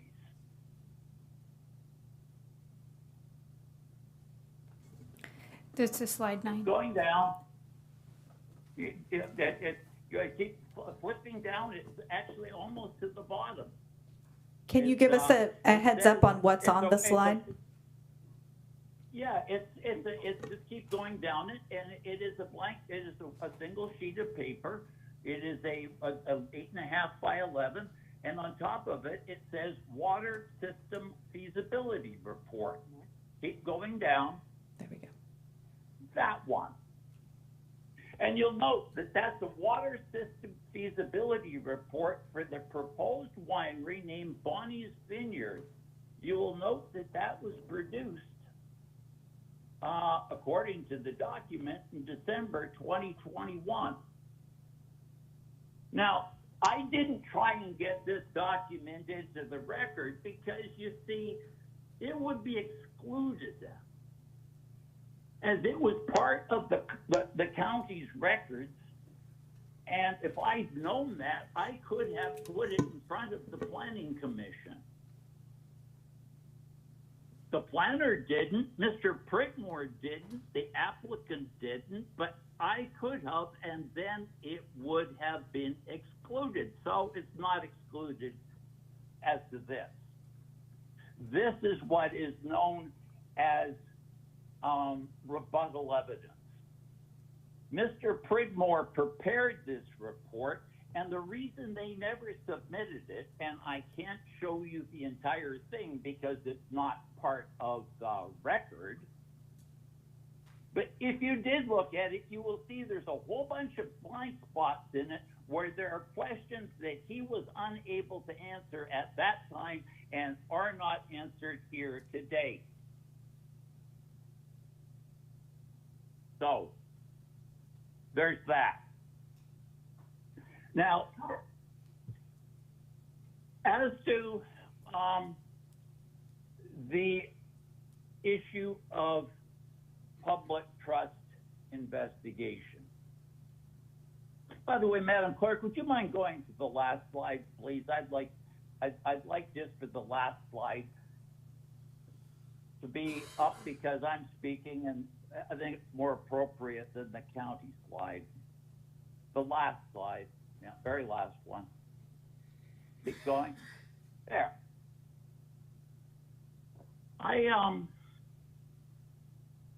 I've been arguing the public trust doctrine in Napa County for quite some time. I've been arguing it in the appellate court repeatedly. And people say they do an investigation, and yet I often wonder whether it's just words. In this case, concrete is immediately adjacent to the property. And the water level on this property, the groundwater level on this property, is reflected in concrete. If the water level is above concrete, it's a gaining reach and water flows into the creek. If the water level is below concrete, it's a losing reach and water flows out of concrete. Now, whether it does or doesn't is a question that the public trust would require. That's basically the simple answer to the question. Is this a gaining or a losing reach? Now, if it's a losing reach, when is it a losing reach? Is it a losing reach is it late in the summer, or is it a losing reach when fish are trying to spawn? Is there any way we can do to modify that? Is it something we need to consider at all or not? I'm more than willing to allow the appellant or the applicant to show me what they've got for water level. Because then I could do a public trust analysis and I wouldn't have to be disagreeing with them or arguing with them. And quite honestly, the issue of net neutral or all the rest of that is irrelevant. Those are county terms and those are CEQA terms. They have nothing to do with the public trust. The public trust is evergreen. An injury today is an injury today, and it cannot be grandfathered by prior approvals or government action or anything else. If you're doing harm today, you're doing harm today, and that's the end of it. And whether you are doing adequate harm today or no harm today is a simple question. You just ask, you just see. And when people try and pretend that they're doing a public trust inquiry, when in fact what they're trying to do is avoid the thing altogether. That is a disservice to the public. It is not necessary. We are not saying that the public trust needs to bankrupt the wine industry. God forbid. But when people aren't being honest, I don't know how this can continue. And at some point in time, sooner or later, you have to say to an applicant, you had to do this, you didn't do this, you didn't tell us the truth about it, and you're going to have to go and do it again, damn it. Not because we dislike you or because you aren't nice people. That's irrelevant. It really doesn't matter whether they're nice people or not, as the next one we've got coming up will show. So I just urge you, please, please, please, do your job and say you have to do it the right way.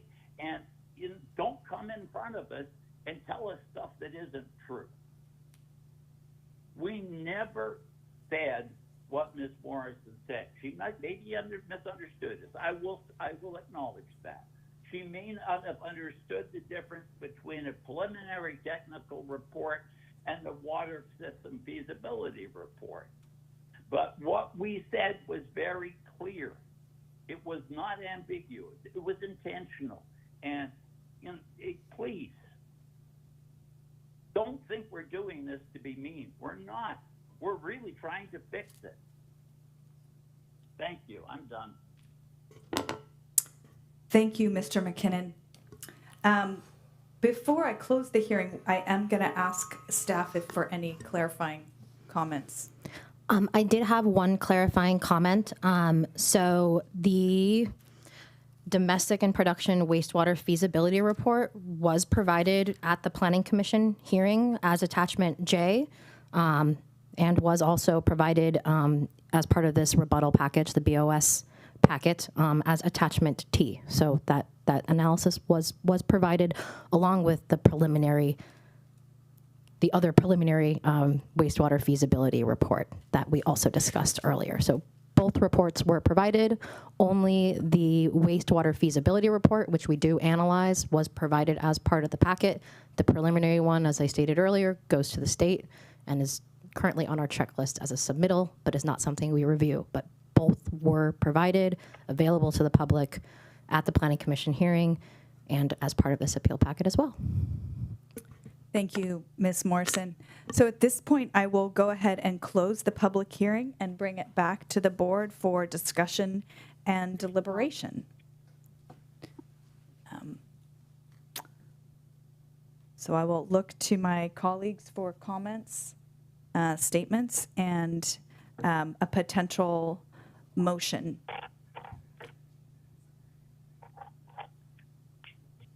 Okay, so I really appreciate the amount of time everyone. Oh, sorry, I didn't do the light because it was very quiet. I really appreciate the time that everyone's put into this and making sure this is such a thorough review process. I especially appreciate staff's clear responses to the appeal grounds, which I have read and have talked to numerous people about at this point. And, really the only comment I have about this is that, and it wouldn't affect this, but it's something that came up in the discussions, is that timing matters when you're talking about impacts on streams. It's really difficult to make good decisions without data, and I appreciate also that there are monitoring requirements built into this. Mr. McKinnon, do you mind muting, please? I appreciate the monitoring requirements built into this, and that there is a process to bring the applicant or the future operator into compliance if the monitoring shows that the conditions are not being met. I think that's appropriate. Just that it underscores the importance of measuring and monitoring, and that perhaps for the Groundwater Sustainability Agency or some future process, thinking about extraction timing and how that might affect timing for natural systems could be something we talk about, just putting a pin in it, but not related to this. Thank you. Thank you, Supervisor Manfrey. Supervisor Gallagher. Thank you. First wanted to thank staff and applicant and appellant for being here and for providing the work. And thank you so much, Ms. Morrison. You've obviously put a lot of work into this. And it's not lost on us that it's 50 hours of staff time to go through this appeal and respond. I do like Supervisor Manfrey's ask for the percentage reduction in water use. I think that would be great to have on every staff report, not just the number, but the actual percentage. I think is helpful and feels a little bit more relevant for decision making. I do agree with the staff responses to the appellant's grounds for appeal, numbers 1 through 9. I am concerned with some of the appeal grounds that appear to be a case of the appellant not finding or reading the staff reports and studies that do address several of the appellant's concerns. Throughout the document, staff points to information readily available in the project description, the WAA, the wastewater feasibility report, and the Planning Commission staff report. It would be great if the appellant could have a discussion with staff prior to Planning Commission meetings to ascertain where the information is that they are looking for, because it clearly does exist in the public documents. The PC approval notes the different wells on the property and differentiates what wells serve the project and which do not. I agree with the suggestion of the added COA to require destruction of the potential fourth well, although it is not in use. The project was conditioned by the PC to limit the parcel's overall groundwater to 10.16 acre feet per year, equip wells with flow regulation devices, and include the project in the county's well monitoring program. That's, I think, a very good decision. Regarding any public trust issues, the Tier 3 equivalent analysis was prepared, as staff said. There will be reduced water use as a result of a previous lot line adjustment and the project itself, including some vineyard removal, utilization of recycled water, and other conservation methods.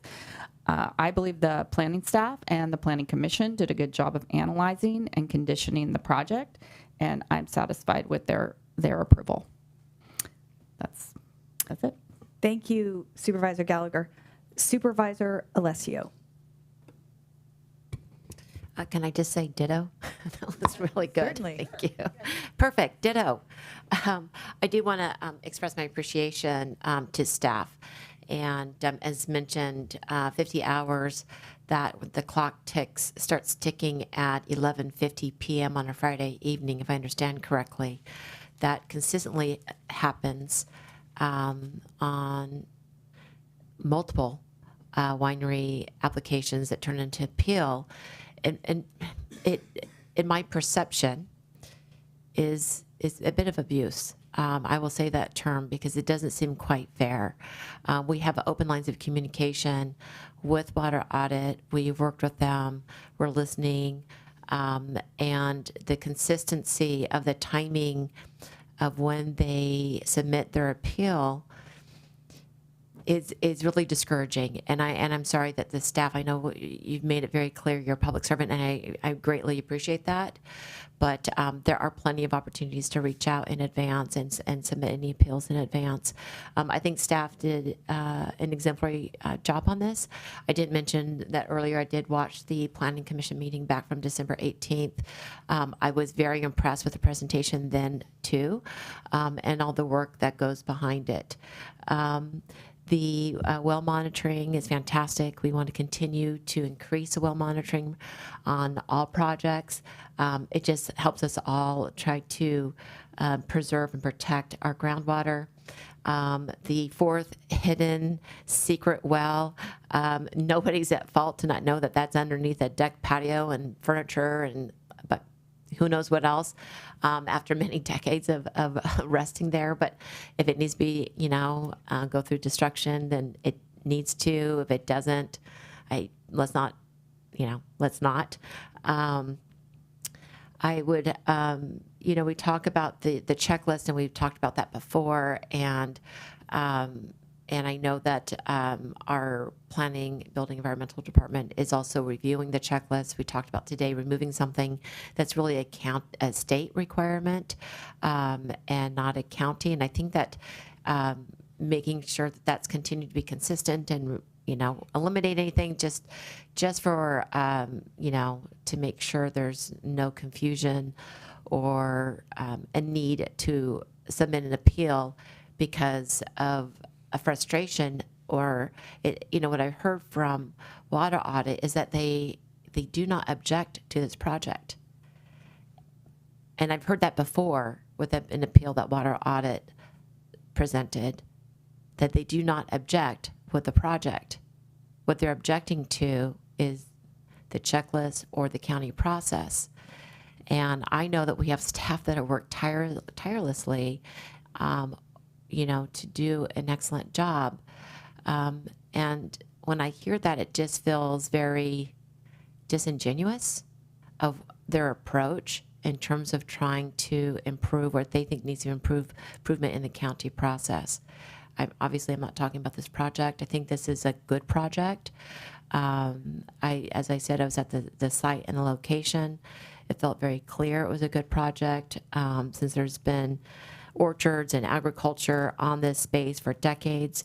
I appreciate the applicant wanting to work with their neighbor, the Groth Vineyard, and adding that as a condition just to formalize that in terms of the access being Skellinger Lane.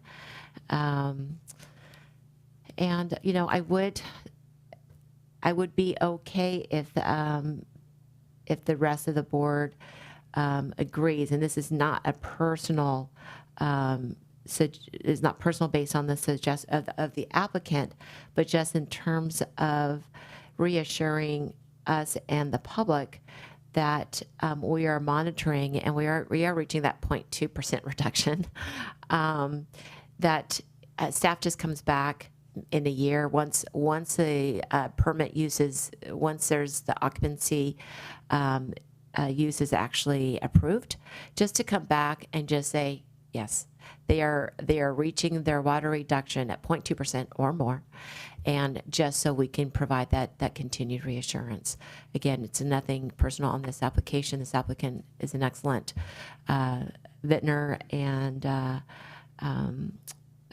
farmer, but I just think that's a good process since this is such a tight margin and we're very concerned about our groundwater here. That's all I have. Thank you, Supervisor Gallagher. Wow, I was looking that way. Supervisor Alessio, thank you. My comments, I appreciate the extensive staff work that has gone into this, and also the process and the decision of the Planning Commission. I want to call out a couple things that have been mentioned, but perhaps this addresses Supervisor Alessio's point. There is a condition of approval for monitoring of all 3 wells. I'm assuming that also comes with a reporting. Is that data shared with the county? So yes, it is required to be reported, but we can add in specific conditions of approval for timing to ensure when. And I would like to ask for that clarification for returning in 1 year after occupancy. Is that returning to the board or to the Planning Commission for that report? To the board. Okay. Yeah, thank you. Yeah, I guess I would say I feel like there's already a process for reporting in here. So for me, if it's coming to staff and staff is tracking that, I'm fine with that. I do support the new condition of approval to destroy well number 4. That makes sense. And also the second condition of approval about access on Skellinger Lane.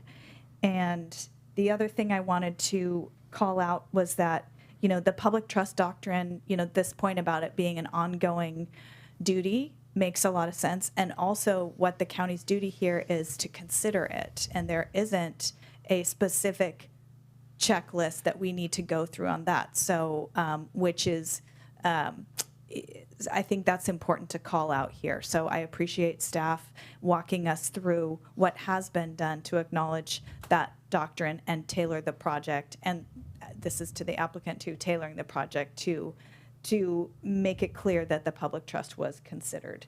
And so the other thing I think is worth calling out is that the project is not just stating a limit on the conditions of approval don't just limit the project use, they limit an overall parcel use. So this is a quite expansive set of limitations that go to the entire property as opposed to the single project. So that also gives me confidence about water use on this. And then my final point that I want to raise is that under our groundwater sustainability plan, we are asking all users in the basin to engage in processes that help them make voluntary reductions. So none of those would be appropriate for further conditions of approval, but I'm glad to see that there are some things called out that the applicant moving forward can do to reduce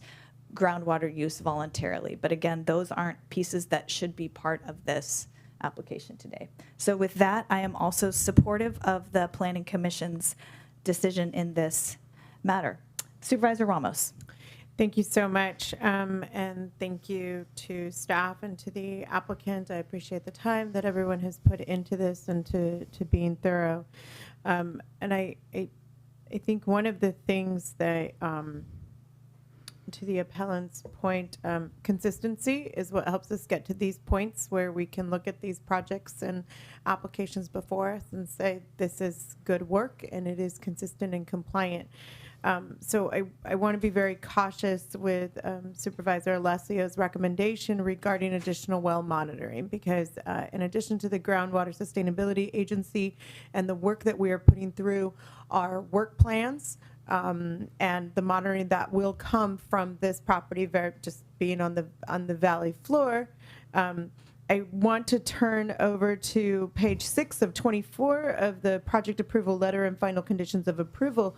Groundwater management wells, condition 4.9, that B talks about well flow regulation devices on the 3 wells that will be remaining in place, and specific condition D has a requirement that includes well monitoring data that will be made specifically available to our Director of Planning, Building, and Environmental Services in order to comply with our groundwater monitoring program.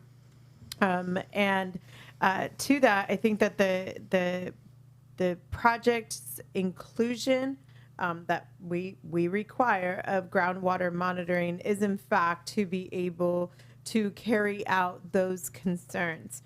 I think what is helpful here is that if there is not compliance, for Director Bordona to tell us when you receive this well monitoring data and there is an anomaly or worse off a trend, what process would you utilize to come back to the board?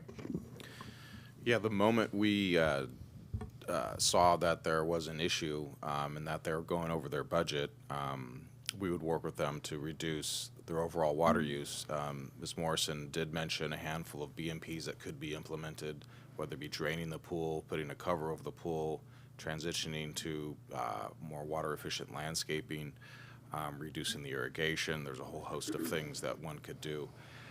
In the event that that didn't work, we would simply move forward with code enforcement and start the process that way. If push comes to shove, I suppose we could ultimately bring the item back to the Planning Commission for potential revocation. But that would be an extreme and highly unlikely event in this situation. So I put that out there as a possibility, but highly unlikely that something would go that far. Yes, and to your point on landscaping, I'll just refer my colleagues. Condition of approval 6.4B already does in fact, require that all landscaping be done consistent with the county's water efficient landscape ordinance. So I feel like at this point, for us to require more and to ask staff to come back to report as a check-in without a stated policy that is consistent for everyone would not provide the level of stability that we need to provide in these conditions of approval and in use permit processes. I think that this is one of those things that's certainly added to the parking lot of those things that we might want to consider when it comes to general plan revisions and use permits, but I'd be very hesitant to pull a one-off on this project, as I do feel that those policies that we have stated are already being complied with at this point. Yeah, and I just would add, just really quick, there will be an opportunity ahead of the general plan to further this discussion and potentially get at some of the things that Supervisor Manfree had mentioned as we bring forward our formal revisions to the water availability guidelines that'll be coming later this summer. Thank you, Supervisor Ramos. I'm going to look to you, Supervisor Alessio. Does that give you some Absolutely. response and allay Yes, your thank you. concerns? Yeah, I think this is a good discussion because it's a good reminder to us that those conditions of approval are not just guidelines for the applicant to live by, but they're also, direction to staff that if a condition of approval was not met, then it would be on staff to go forward with processes that are already set out. So there would be marching orders on staff's part, so we wouldn't need to come back to the board for some other kind of discretionary decision-making process. It would be, this wasn't met, and here's where we're going. Correct. Okay. Thank you. So with that, I will look for a motion to uphold, deny, or remand the Water Audit of California appeal. I'll make a motion that we deny in its entirety the appeal of Water Audit California and allow this project to go forward and to direct staff to return with appropriate findings as such. I'll second. Chair Cottrell, if I can just clarify, and I know this was assumed in the motion, this is a motion of intent, so. Yes, ma'am. Thank you. Motion of intent to adopt findings. Great. And then, so there's a motion and a second and I will add the amendment with the 2 additional conditions of approval. Okay. All those in favor? Aye. Aye. Any opposed? Motion carries unanimously. So at this point, I will refer the matter to County Counsel's office for preparation of a resolution of findings and decision on appeal, and direct County Counsel to return to this board on June 24th at 9 a.m. with the proposed resolution for the board's consideration and adoption. So with that. And Chair, may I ask that council provide the admonition that we need at this moment? Sure. Oh, I've got it here, but she can go ahead and do it. I'll read it. I would like to remind the Board of Supervisors, the public, the parties, and everyone else that this is a public hearing that is now closed. Any additional ex parte contacts, site visits, emails, or conversations should be avoided while the formal findings are being prepared. If a board member is contacted by voicemail, email, or otherwise reached out to, politely remind the speaker that this is a quasi-adjudicative matter that is still under submission. So with that, we will move on from this item. I am going to actually ask us now to go directly into our closed session.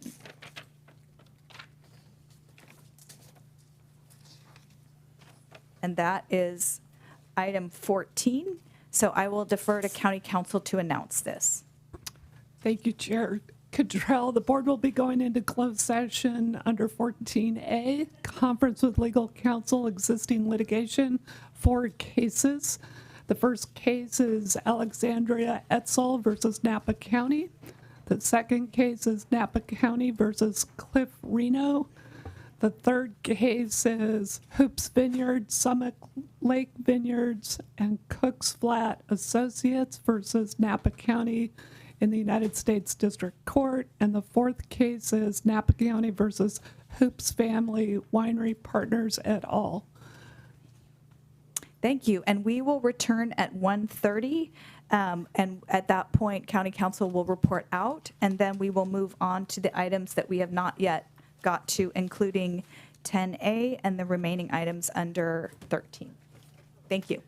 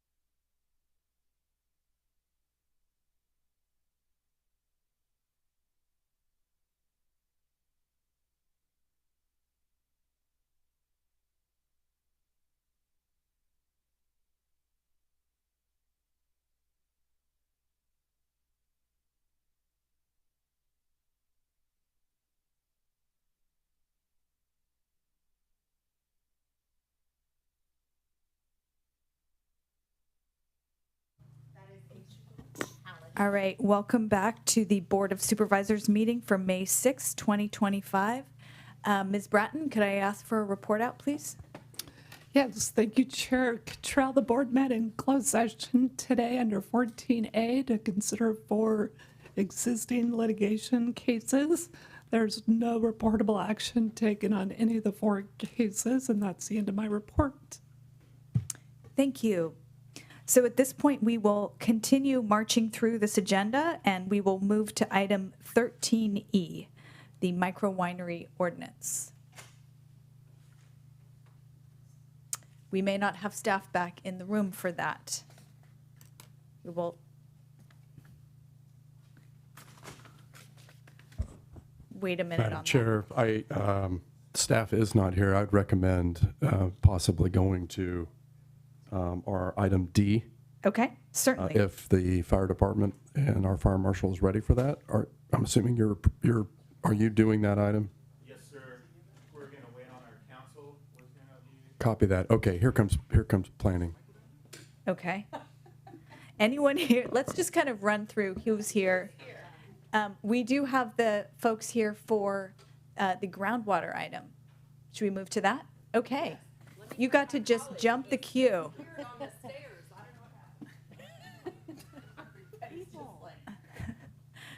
This is so funny because we actually were pretty clear about 1:30. So. You were.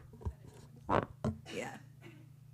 Okay. So at this moment we have moved Ms. Crosby up in the queue. So if she walks through the door first, we will go with item 10A. Okay.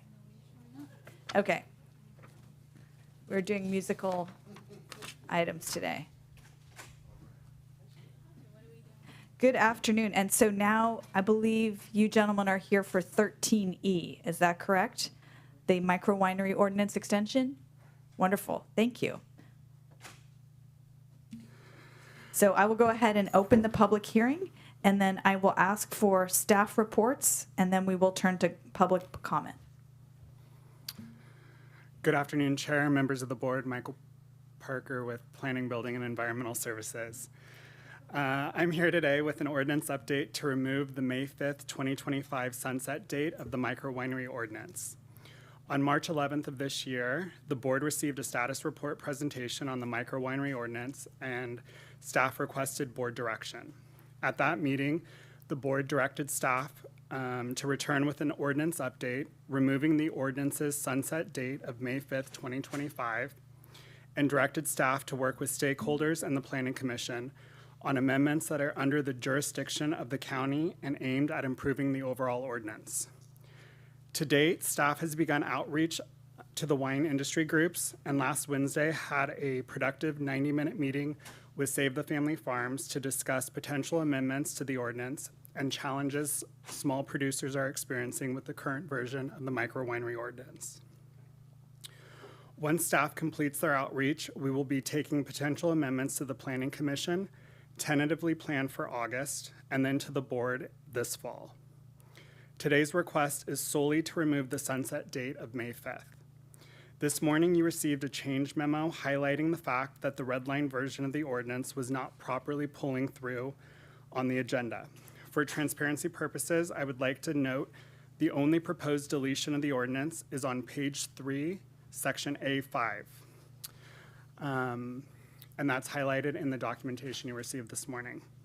So today's requested action is for the board to vote on their intent to adopt an ordinance amending section 18.10.020 of chapter 18.10 of the Napa County Code, officially removing the sunset date of May 5th, 2025 of the micro winery ordinance. Staff's here to answer any questions the board may have. Thank you. To my colleagues, are there questions for Mr. Parker at this point?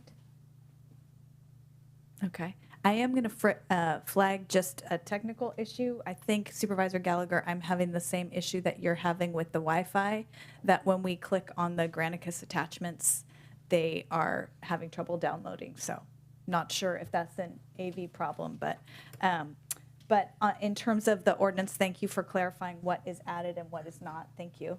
And then also, for the purposes of this hearing, this isn't about a discussion about proposed changes. That will come back to the board at a future time. And great to hear that you've already started outreach. On that note, just on outreach process, I've talked to several folks who are not part of the Save Family Farms effort who are also interested in changes. So could you maybe speak to how folks would engage with you outside of the meetings you've already had? Sure. So outside the meetings that we've had with the different wine industry groups and Save the Family Farms, staff's available to speak with any interested member of the public. Our information's public, so they can reach out Okay, through and email so or you're through phone. open to direct contact. Correct. And as part of our outreach, we will also be reaching out to the 2 micro wineries that have already been approved, as well as those in the queue who may not be affiliated with Save the Family Farms, just to hear about either their experience going through the process or their current experience in the process. Got it. Thank you. And I think it's great that they're an organized group doing that. So I'm just wanting to point out that there's probably other voices out there too. So. And just to add to that, if I can, we'll be, I guess, not waiting for people to come to us. We're going to be proactive in our outreach with the industry groups, and we're always welcome to meet with anybody about anything, more or less at any time. And then one thing to note, I think you had mentioned, Michael, that we received 5 new micro winery applications on Friday?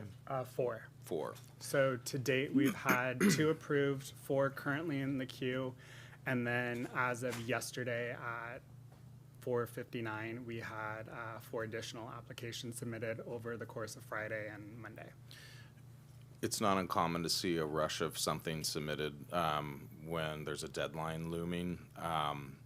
We're going to reach out to those folks just to make sure that they're aware that the deadline has been lifted in the event that they, could have benefited from more time on submitting a more complete application. So we can make sure we're being efficient in that way and let them know, hey, the sunset's been lifted, and if you want to maybe repackage your application, please do that and work with them along those lines, because it's possible that some people got in just out of abundance of caution, just to get in as a placeholder, just so. Yeah, well, thank you for sharing that data point too, because I think that's valuable, because one of the concerns that we had was maybe this isn't even working for anyone, and what you're sharing is at least 5 folks out there feel like this is a solution they want to pursue.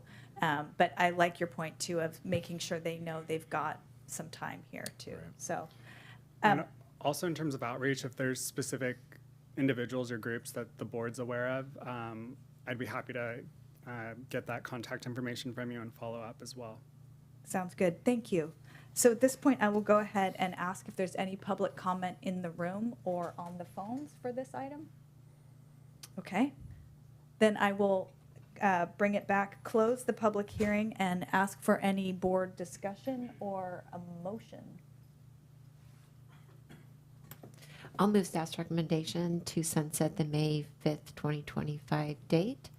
And we look forward to next September when this is brought back. And to lift the sunset date. Oh, to lift the sunset date. Thank you. Second.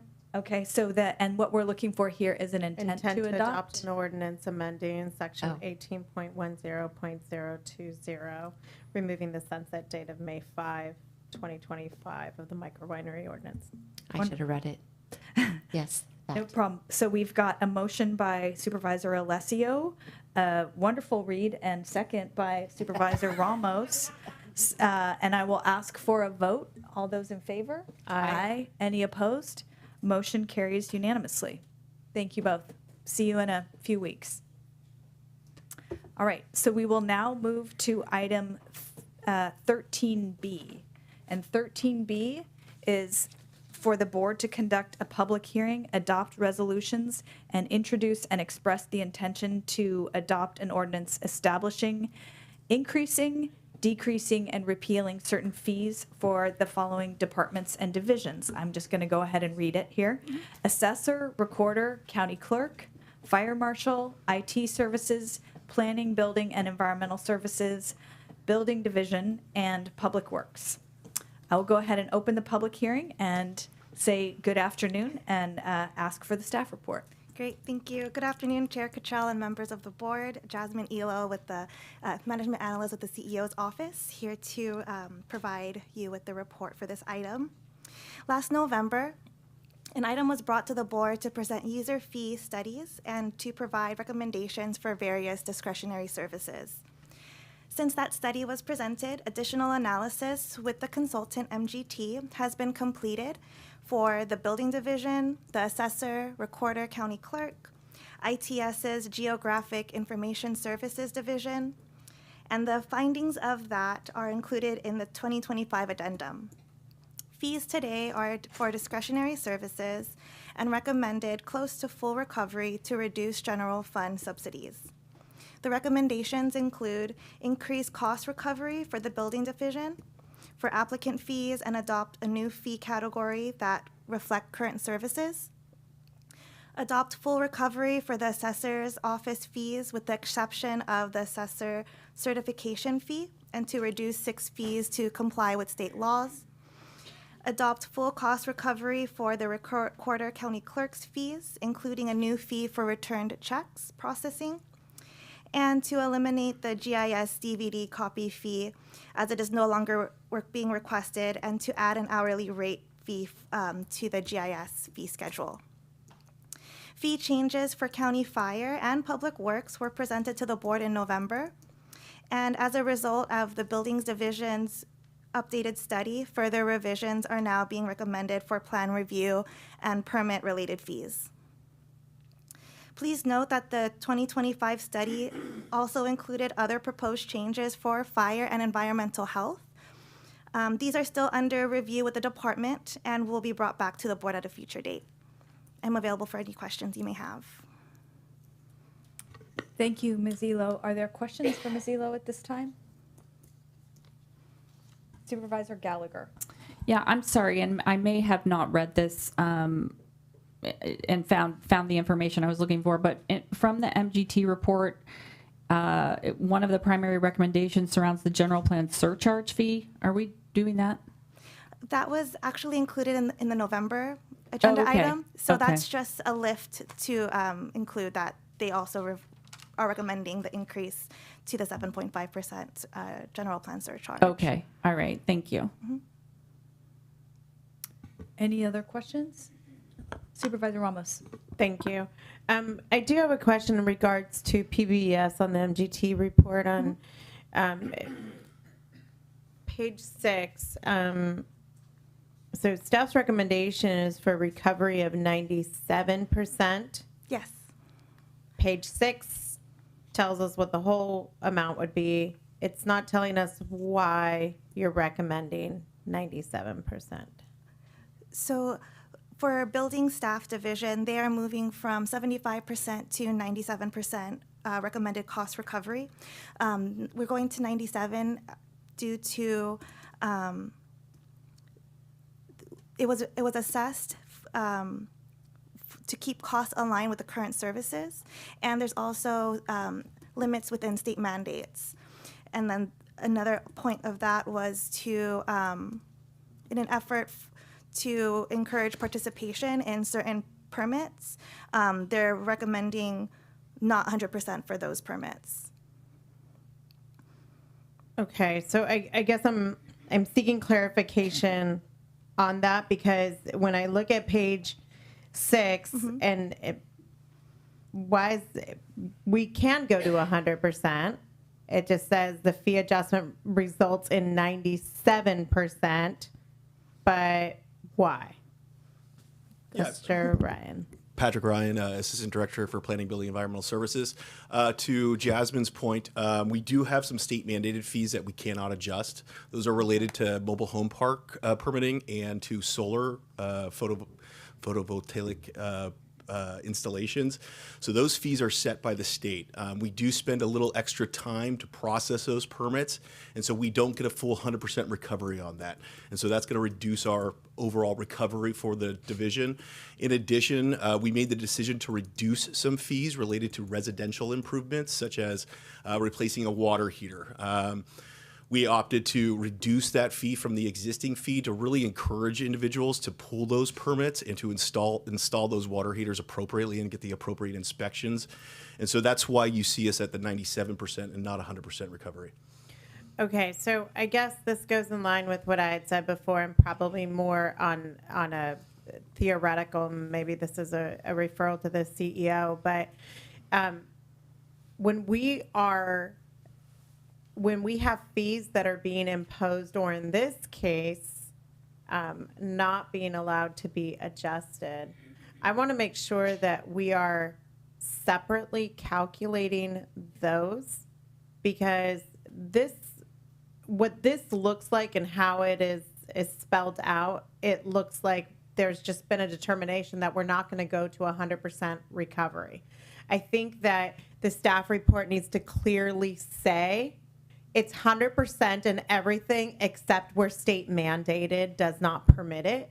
And then we need to track what that amount is, because this is, again, an unfunded mandate. So of that 3% that we're not able to charge, justifiable, but I think we need to separately say on everything that is within our purview, we're going to go to 100% cost recovery. Is that making sense, Mr. CEO, what I'm asking for there? Because otherwise it looks like we've arbitrarily chosen to come in at 97, and I was trying to figure out where's this percentage coming from. Understandable why we can't go there, but we need to separately basically spell out the state is requiring us to subsidize at 3%. Understood. Thank you. Other questions or comments? Okay, I had a couple of questions. First of all, it makes sense that why we need to do this. We want to, and I appreciate Supervisor Ramos's point, that we want to make sure wherever we can, we're recovering our costs. And some of these fees are jump ups that are going to be impactful to applicants. So can you speak generally about how updated fees will be communicated to the public and applicants? Yes, so the intent for the fees to be, the recommended changes today, if approved, they would be implemented as of July 7th, and departments affected will be making those will be communicating to their respective service groups or customers. The intent is also to have notice be on the county web page as a public-facing document to now inform what the new fees are.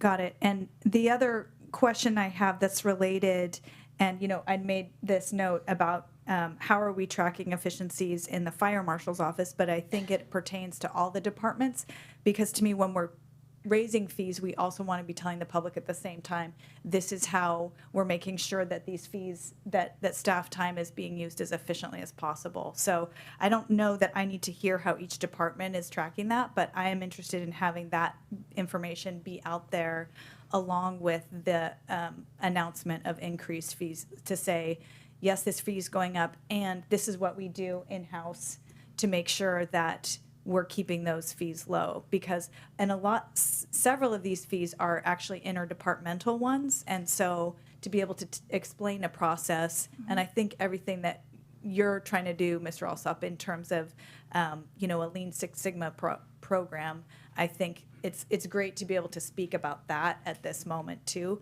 But I am interested in making sure that each department can tell a story to the public about how they're tracking this kind of thing. Great, noted. Thank you. Let's see, other questions in terms of, so in some places we're moving to a flat fee, and again, not so interested in a specific line item, but can you speak to a little bit of the reason to do that? Is it like Mr. Ryan was saying, sometimes it's what the state is requiring?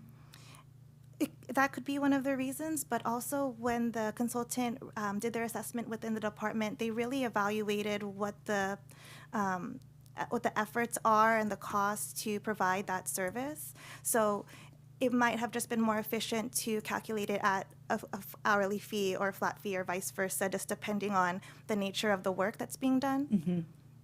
Got it.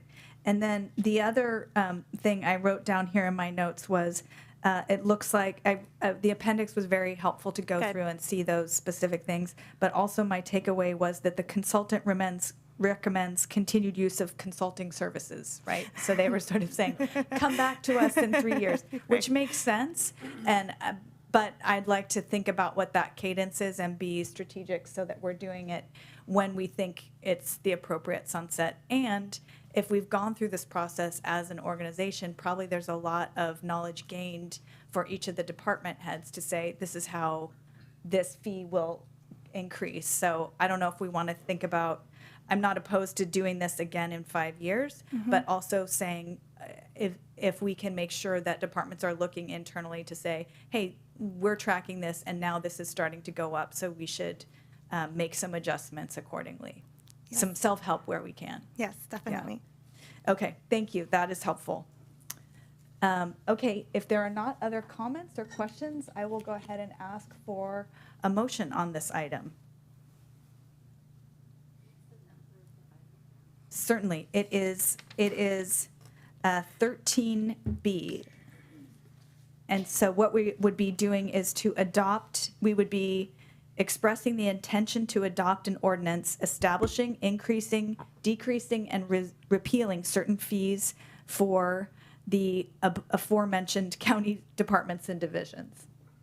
So I'm actually going to modify that and say that I'll make a motion to adopt the resolution changing the certain fees for the assessor, fire marshal, public works, building division of planning, building and environmental services, and updating the schedule of penalties, and likewise make an intent to adopt an ordinance changing the certain fees for assessor, recorder, county clerk, and information technology services. That's the motion from Supervisor Ramos. Is there a second? I'll second. Okay. Did I take public comment on this yet? I don't believe I did. So we're going to hold that motion and open it up for public comment on this item. Any in the room or on the phones? Okay, so we have a motion. Is there a second? Second by Supervisor Gallagher. All those in favor? Aye. Any opposed? Motion carries unanimously. Thank you, Ms. Elo. Thank you. And I'll stay for C. Okay, great. So that moves us on to item 13C, introduction and intent to adopt an ordinance amending Chapter 5.52 of the Napa County Code regarding weighing or measuring device registration, since we have a Tracy Cleland in the house. Oh, great. I will go ahead and open the public hearing. Good afternoon, Ms. Cleland, and ask for the staff report. Okay, so good afternoon, Chair Cottrell, members of the board. Tracy Cleveland. I'm acting in my capacity as the Napa County Sealer for Weights and Measures. So the item before you is coming to you separately from the other fee study items because it includes changing the fees in our point of sale ordinance. Business and Professions Code provides that the County Board of Supervisors can, by ordinance, establish a point of sale system inspection fee or device registration fee that cannot exceed the actual cost of the inspection in a program. As a result, the fee increase has to be adopted by ordinance. So as a reminder, our point of sale ordinance allows Weights and Measures staff to conduct price accuracy verification inspections at businesses throughout Napa County. We select random samples of items at stores. The number of items selected depends on the size of the store. And we compare those prices and ensure that the lowest advertised price for the item is what the customer is paying. So this work is funded by these applicable device registration fees. So currently, businesses with 1 to 3 point of sale systems or registers, 4 to 9 registers, or 10 or more registers pay an annual fee of $180, $269, and $329 respectively. So based on the fee study, which established a higher hourly rate for my department staff at $144 per hour compared to the previous rate of $107 per hour, these fees are increasing. So the new cost reflects actual time spent on inspections, so dependent on the number of devices, resulting in an increase in device registration costs. So we are proposing $252 for 1 to 3 registers, $360 for 4 to 9 registers, and $432 for 10 plus registers. And that cost is based on the amount of actual time spent doing those inspections. And then the other, in addition, we included some language changes to section 5.52.060 testing and reinspection fees in order to provide a little more clarity on initial and reinspection costs. So basically, we went from a paragraph to a sentence to sort of simplify. And that is all I have. I can take any questions that you might have. Thank you very much. Are there any questions for Ms. Cleveland? Okay. I will go ahead and open it up for any public comment in the room or on the phones on this item. Okay. And then I will bring it back to the board for any further comments or a motion. I will move the intention to adopt an ordinance amending Chapter 5.52 of the Napa County Code regarding weighing or measuring device registration. Second. Motion by Supervisor Gallagher, second by Supervisor Ramos. All those in favor? Aye. Aye. Any opposed? Motion carries unanimously. Thank you. And this is important work, so thank you for that. All right. Cruising right along here, we will now go to item 13D, introduction and intention to adopt an ordinance adopting the map developed by the California State Fire Marshal designating fire hazard severity zones in Napa County. I will open the public hearing and welcome staff to the table. Good afternoon. Good afternoon, Chair Cottrell, members of the board. Jason Downs, Napa County Fire Marshal, and today alongside me I have our County Counsel, Shanna Bagley, and also our Fire Administrator, David Hsu. Today we're here to present the state's updated local responsibility area fire hazard severity zone maps. It's a mouthful. Along with the local ordinance required for adoption. These updated maps recently released by the California Office of the State Fire Marshal are the first major update since 2007. They are part of a statewide effort to more accurately identify areas susceptible to wildfires using the latest science, refined climate data, and advanced fire behavior modeling. State law, specifically Government Code 51178 and 51179, requires the State Fire Marshal to create these maps and mandates that local agencies adopt these maps 120 days after receiving the updates. Previously, only very high fire hazard severity zones were required to be adopted at the local level. Now local jurisdictions must adopt all three zone classifications: moderate, high, and very high. These maps assess hazards, which is based on physical environment factors that influence fire behavior over a 50-year horizon. These things include fire history, vegetation and fuel load, terrain and slope, and some of the new data that they've included is local weather patterns and ember exposure and proximity to wildland areas. Importantly, these maps do not consider short-term fire mitigation efforts such as fuel reduction, defensible space, or fire-resilient construction. Nor are they a prediction of structure loss, as they don't include specific building characteristics like roof type or material. The goal is to understand where extreme fire behavior is likely, not where fires may start. In this slide, you'll see the updated fire hazard severity zone map for the LRA. The bold color areas represent reclassified zones in our local responsibility area, and the lightly shaded regions show the state or the SRA state responsibility areas. These updated classifications are also inclusive of the 2020 wildfire data.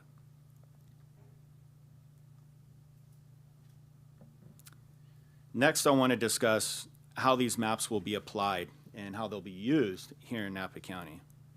The first way they'll be used is building codes. New construction within the high and very high fire severity zones must comply with California Building Code Chapter 7A, or the WUI building standards, which include requirements for fire-resistant materials and design features. They'll also be included in our development standards. Property development in these zones must meet fire-safe regulations covering things like our Napa County road and street standards, which include road widths, emergency access, water supply, and signage. Defensible space. These new local hazard severity zone maps will also be now subjected to our defensible space standards. Property owners in these zones are required to maintain defensible space as outlined in Government Code 51182. They'll also be used in our real estate disclosures. Sellers must provide natural hazard disclosures under AB 38, which may include wildfire inspection reports and zone verification. And the Napa County Fire Marshal's Office conducts those inspections when required. Next, you'll see a nice graphic here that sort of outlines a summary of the specific items and regulations impacted by these changes, ranging from building standards to real estate transactions. The proposed local ordinance will adopt the updated maps for Napa County's local responsibility areas, and once adopted, the ordinance will be enforceable, ensuring consistency with state law and enhancing wildfire preparedness. This concludes our presentation, and we're happy to answer any questions the board may have. Thank you, Mr. Downs, and it's always insightful to look at these maps. Any questions from the board at this time? Okay, while we're looking, I will go ahead and open it up for any public comment in the room or on the phone lines. None? Okay. I'll go ahead and close the public comment section. I'm going to leave the public hearing open for a moment. I think I just want to understand a little bit more about, well, first of all, underscore the point that you just made, Mr. Downs, that this is a hazard map. It's not a risk map, right? And Correct. So all the fire mitigation work that the county is doing, that individual landowners are doing, is not reflected in this map. And I saw a presentation by the state fire marshal a few years ago where they made the point, hey, this is about hazard, not risk. And unfortunately, that doesn't mean that an insurer is going to, make sure they're doing an overlay to say this community is reducing risk. So I think that's just something important for us to keep in mind as we look at that. But can you tell us a little bit about the reasoning why we are adopting it right now? So the government code that I outlined is a state law that was passed and requires local jurisdictions to adopt these ordinances. So it's a directive from the state that each local jurisdiction will adopt these maps. Okay, and then you talked about being able to enforce the ordinance. So what is an enforcement mechanism? I mean, is that more saying that defensible space procedures have to be followed here? That's correct. And in fact, Neha, if you wouldn't mind, if we can go back to that last slide there, it'll kind of help tell this story. So these regulations that we're applying, Chapter 7A, defensible space, the AB 38 inspections, the fire safe regulations, which is the basis of our Napa County road and street standards, this is nothing new, and this is stuff that we've been applying and regulations and codes and ordinances that we've been applying in the SRA, as this graphic details. What changes, and what's the only thing that is changing here, is in these updated maps, some of these regulations and codes will now be applied in the LRA. And so that LRA footprint has expanded here in Napa County, as indicated on that map. And so this is a very detailed graphic on what will apply in those new designated areas. Okay. And I think my final question related to that is, will there be any notice or publication to residents whose zone may be changing? So as required per this ordinance adoption and update, we have provided a notice on our website through a press release. Okay. And that has been up for 60 days? About 60 days, I believe. And so we have been noticing, and then I'm also excited to announce that we have hired all of our defensible space inspectors for this year. And as mentioned earlier this morning, we have a total of 6. So they're going to be out there educating the public as they begin to make their way around the county and start visiting each one of these property owners. And then, of course, this is available through the Napa County Fire Marshal's website as well. Great, thank you. And again, this seems like a great opportunity for our communications team to, support your efforts and make sure this is getting out through the county social media as well. So, absolutely. Yeah, thank you. David Shu, Fire Administrator. I just want to clarify and make sure that everybody understands the maps as created and proposed by the State Fire Marshal's Office do not follow property boundary lines. And so it's very random as it goes through the landscape. And we have many parcels, large parcels here in the county that actually fall in, what you don't see there, the high, very high, and moderate. There's also unrated or non-rated areas. We have some parcels that fall in all 4 of those categories. And so we've already communicated with the building department as how we're going to be looking at development on those parcels. We have also convened meetings with the other fire chiefs throughout the entire county, and it was a collective decision through this county that all the jurisdictions, all cities and the county would all adopt the maps with no changes being asked. So the maps that were proposed by the state are the maps that we're adopting. We're not proposing any changes to them. So, and that is a consistent adoption process that is going across through all the jurisdictions across the county. got it, thank you. And then to just kind of reflect back, what I'm hearing is we already have all the ordinances active that we need in this space as well. That's correct. Again, all of these ordinances, codes, and regulations that already apply in the SRA are just going to be applied in these new areas in the LRA. Great, thank you. All right, Supervisor Manfree. Thank you. Yeah, I noticed looking at the map that for every single city and the town of Yountville, these areas extend inside of city limits. And I was just wondering if you had any comments on how this might roll out differently for residents inside of city limits, or how you're going to interface with city council, whatever it may be, to get that thoroughly communicated for people who are not in the county area. So Fire Administrator Shu mentioned that they have talked with all the county fire chiefs. I haven't been a part of those meetings. However, we are coordinating directly with the town of Yountville as the county fire department and the county fire marshal's office provides service to the town of Yountville. So we've been going through the same process with them, with their staff, with their council, and have done the same press release. We are taking that ordinance to the town of Yountville for presentation on June 6th. And we'll just tweak it slightly to be reflective of how these maps affect their local jurisdiction. And I'll let you speak on terms of Calistoga, St. Helena, and Napa, and American Canyon. Sure. The other cities can implement whatever building codes and standards that they want within their jurisdictions. We collectively just made the decision that it would be the easiest path forward and most consistent for the county and all the jurisdictions to not alter the maps any. So what happens within those maps will be at the discretion of the individual building departments and planning departments within those communities.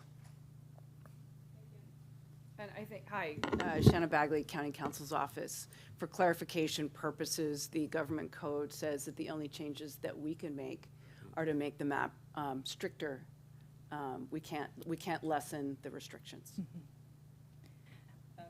That's an interesting point. Did anyone look at that? But also, we are not an uncomplicated county, but on this item, I do know of other counties who are not moving forward to adopt their maps. So that is a complication that no one here is suggesting we take on. So Supervisor Alessio. Thank you. I was just, looking at this map. It's available if you go through our county website, go to the department, fire department, county fire, then it leads you to this GIS. This map is a GIS map It's very hard if somebody was a property owner and they want to know exactly where they fell in the severity zone. This is not very user friendly. What do you recommend property owners do? So we actually have a link to the state's fire hazard severity zone viewer, and you can type your address in, and it'll take you right to that location, and it'll tell you exactly what your fire hazard severity zone is. Okay, so it's on the same page, I assume? Or is it through no, it's through the county. I'm looking at the county site. So I'm looking, it says fire hazard severity zones in the LRA, then there's a fact sheet, and then there's a division page. But I don't see other links there. Folks are looking and want to know where they fall. So if someone simply just Googled fire hazard severity zone map, they would find the CAL FIRE state website direct link. I had a screenshot. Slide 3 shows kind of an example of what the state's website looks like. And it provides the legend on the right-hand side, and you can see the little magnifying glass up in the left-hand corner. Yeah. That's where someone can enter in their address, and it'll take you specifically and zoom in and tell you exactly where you're at. Okay, okay, I'm looking at it now, so we can put the address there. Okay, great. I just want to make sure that we have the tools for for residents, property owners, to be able to access through our website. So thank you. Yeah, Supervisor Alessio, I think that's a great point. And again, maybe if our communications team is watching, to be able to send that specific link out there as a post with the instruction of when you see the magnifying glass, you can type in your specific address. So. Noted. We'll make that happen. All right. So with that, I think I will go ahead and make the motion of an intent to adopt an ordinance adopting the map developed by the California State Fire Marshal designating fire hazard severity zones in Napa County. Is there a second? I'll second. Okay. Give that to Supervisor Ramos. Motion by Cottrell, second by Ramos. All those in favor? It was Manfrey. Manfrey. They both did. They were in concert, in tandem. All those in favor? Aye. Aye. Any opposed? Motion carries unanimously. Thank you for the report on the education. Thank you. So with that, we will move to, are you ready? Our last item of the day. And that will be our presentation on groundwater.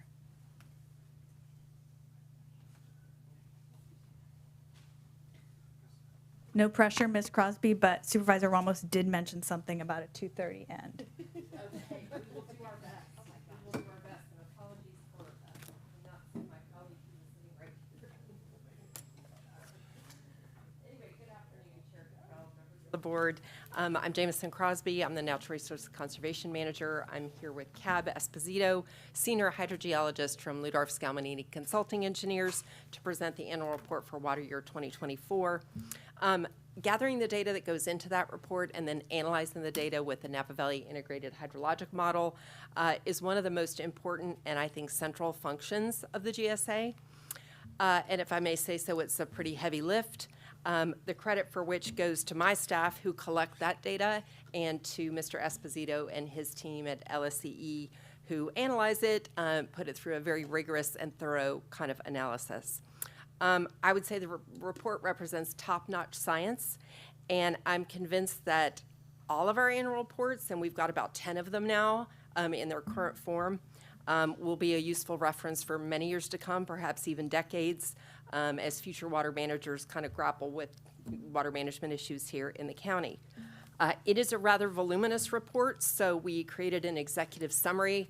That summary is 24 pages, very accessible. It's in the packet for the agenda, but I also have printed copies here that I'll share, and if you don't need it, you can leave it at the counter.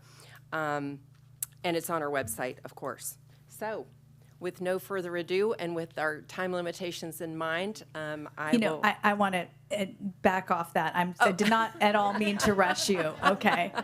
It's yeah, okay. Take your time, because you're right. There's a lot here, and again, this is important work too. Okay. Well, at any rate, with no further ado, I'll turn it over to Mr. Esposito to present the report. Thank you. Awesome. All right. Thank you for that introduction, and thank you, Chair Cottrell and members of the board for having me. So we are going to be going over the annual report for the groundwater sustainability plan. Just as a quick background, this annual report is mandated by the state to assess the current conditions within the water year, as well as any activities that happened during that water year to achieve sustainability. Today we're going to be walking through 4 different areas: the conditions, so what was actually observed on the ground, water budgets, how much was used and where, sustainability indicators, that is what is actually used to measure sustainability to the state, and then GSP implementation activities. So starting off, we always like to start off with precipitation from the Napa State Hospital. This data helps put water years into historical perspective. In 2024, we had just under 23 inches at the Napa State Hospital. It puts it at a normal below average year. I'd like to just note that this is not data that goes into the water budgets, which we will be looking at, and it is QA/QC'd for completeness every year. Jumping into the Napa Valley water budgets. Here we have the total water usage within the Napa Valley subbasin per water year. What we see is that the groundwater pumping was greater than the previous year, coming in at 16,200 acre feet. The native vegetation increased, so native vegetation can include everything from the grasslands to oak woodlands to riparian corridor. Recycled water use was up from last year, but remaining very steady, around 1,100 acre feet. And then local surface water with the State Water Project diversions combined has remained very steady over the past few years. You'll see that the total water use, including that surface water and recycled water, increased by about 3,000 acre feet from last year. Some of that has to do with climate conditions, including the very hot, dry summer that occurred in 2024, which we will talk more about. Here we have a map of the total groundwater extracted on the right-hand side within the Napa Valley subbasin, which is that black boundary. We have anywhere between 0 to about 0.7 acre foot per acre of groundwater extraction. A total of 16,210 acre feet was extracted. 73% went to agriculture, 3% to municipalities, 18% to self-supplied users. And it's important to note that of that 2,800 for domestic use, about 90% of it is estimated to be outdoor use and not for human consumption and health. And then small public water systems accounted for another 7% or 1,000 acre feet. These percentages stay very consistent year over year with where the groundwater is being used.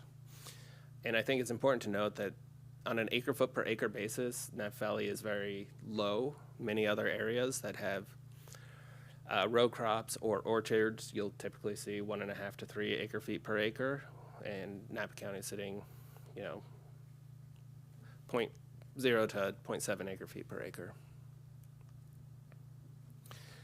So moving on to the groundwater storage. Groundwater storage is how much water is actually in the aquifer, and it is very analogous to the average height of groundwater or the amount of groundwater measured. So what we do is we look at groundwater elevations every spring and compute the amount of water that is actually in storage within the aquifer and look at those changes.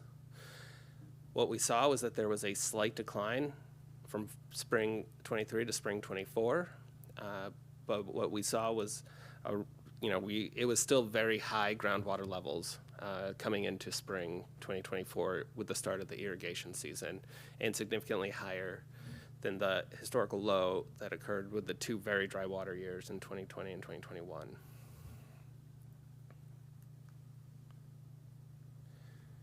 So moving on to sustainability indicators and metrics. The Napa subbasin is evaluated on 6 separate metrics. These are, officially written into Sigma and mandated by the state. Our first one that we look at is the chronic groundwater level lowering, which is based on a subset of wells that we evaluate every year. Depletion of interconnected surface water is evaluated through 2 different metrics. One is a water budget approach using the NVIHM model, and the other is looking at groundwater elevations at dedicated monitoring sites immediately adjacent to the river. Groundwater quality is assessed through sampling for TDS, arsenic, and nitrates. Land subsidence is using remote sensing through data that's endorsed through DWR, and then seawater intrusion, which measure TDS or chloride, and reduction of groundwater storage, which we will talk, missed that one, is modeled groundwater extraction over a 7-year period. So we are going to march through a few of these in summary. The first one, the water levels and the measurable objectives in fall 2024. The map on the right shows all the representative monitoring sites within the Napa subbasin in relation to their minimum threshold and measurable objective. So when it goes below the minimum threshold, that's when we begin to assess for undesirable results and see if there is any corrective actions that need to occur. Above the measurable objective is what the goal is to reach sustainability on that 20-year time horizon. Groundwater elevations, much like the spring-to-spring measurements, fall-to-fall measurement, the fall 2024 was lower than the fall 2023, but the vast majority of wells fell between the minimum threshold and measurable objective. There are 2 minimum threshold exceedances located in the Northeast Napa management area. So the Northeast Napa management area is located northeast of the city of Napa. The map on the left side of your screen shows the location. It is a geologically unique part of the subbasin. It only has a very thin layer of alluvium, or what the rest of the basin uses for its aquifer system. Other than that, it goes into volcanic material, which is much slower to respond to climate conditions than the rest of the basin. It's also characterized by geologic faults on multiple sides, which limit the flow of groundwater to or from that area. And as you can see, this is a hydrograph showing the groundwater level decline in this area over about the past 10 years. We did see some recovery in the spring-to-spring measurement, but again, that fall-to-fall measurement declined the groundwater levels. A quick summary of the minimum thresholds. Here's a table for your reference. If you need it for the last 5 years of fall groundwater level measurements with their associated MTs and MOs. So 2 of the wells exceeded their MT, 3 of them met their MOs.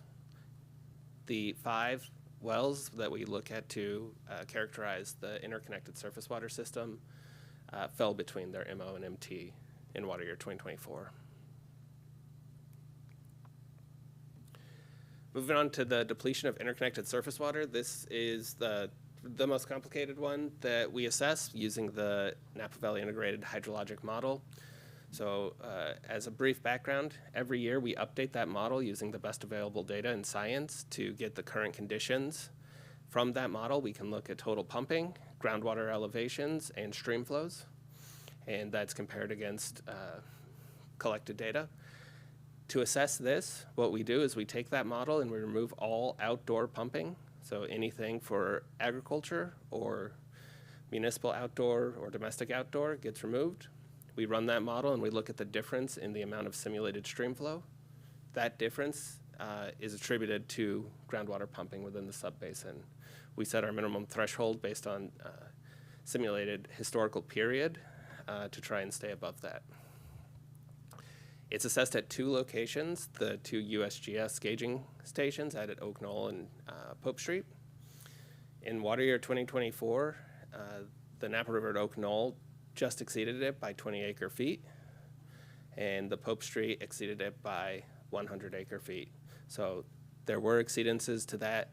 It did not meet the definition for an undesirable result, which requires 3 consecutive years, but this does there is a trigger action associated with exceeding the minimum threshold for this, and that is to investigate the reasons and causes for that, which are the next couple slides. And it's a really combination of effects. We wouldn't expect to exceed it in such a average year coming off a wet year, but in the summer 2024, it was an extremely hot, dry summer, kind of far and beyond what we had seen previously.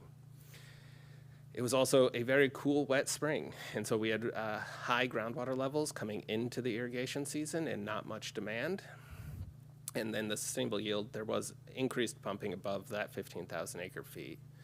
We're going to talk about this briefly. This is a very busy graph. On the x-axis is every water year, and on the y-axis is the groundwater use that we analyzed for this. The green being the ag and landscape pumping, so that's the pumping that's removed from the model to assess this SMC.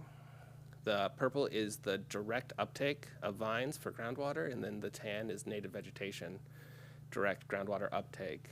When any one of these three was looked at within the historical period, it was not much higher than the previous range would suspect, but due to that cool, wet spring combined with the extreme hot, dry summer, the combination of all three of those led to some of the highest groundwater uses that we had seen since we've been running the model. So that extreme use of groundwater led to additional depletion.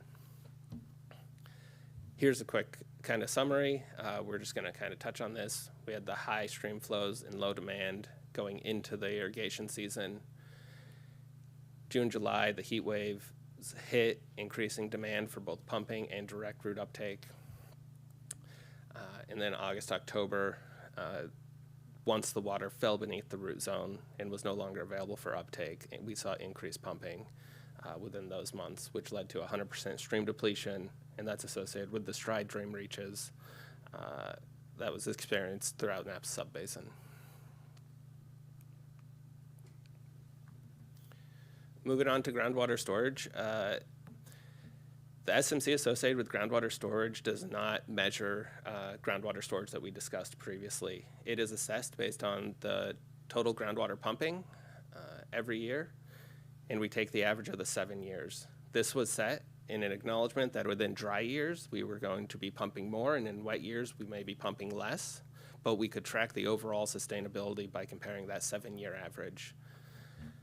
Of the last 6 to 7 years, we exceeded the sustainable yield, leading to an exceedance of the reduction in groundwater storage, just showing much higher groundwater pumping. A lot is attributable to the hotter, drier summers that we've been experiencing since the passing of Sigma. We're just going to briefly touch on the last three. Water quality. The Napa County staff did go out and collect groundwater quality samples within dedicated monitoring wells. 2 RMS wells exceeded the minimum threshold for arsenic. These are new wells. Historically, arsenic has been detected within the subbasin, and we will continue monitoring these and building a history to seeing if this is background level. Seawater intrusion. There's high TDS near the tidally influenced area. We are monitoring it, and there's no measurable impact or concern with subsidence in this area. As a quick summary, average groundwater pumping has been high, leading to an undesirable result for groundwater storage. Moving to GSP implementation. So the Sigma allows for a 20-year time horizon for implementation, acknowledging the kind of long history of groundwater and the large-scale projects and managements that it takes to reach sustainability. Every GSA has to report on the progress is made towards sustainability every year, and there is now a new online portal that is publicly available through DWR.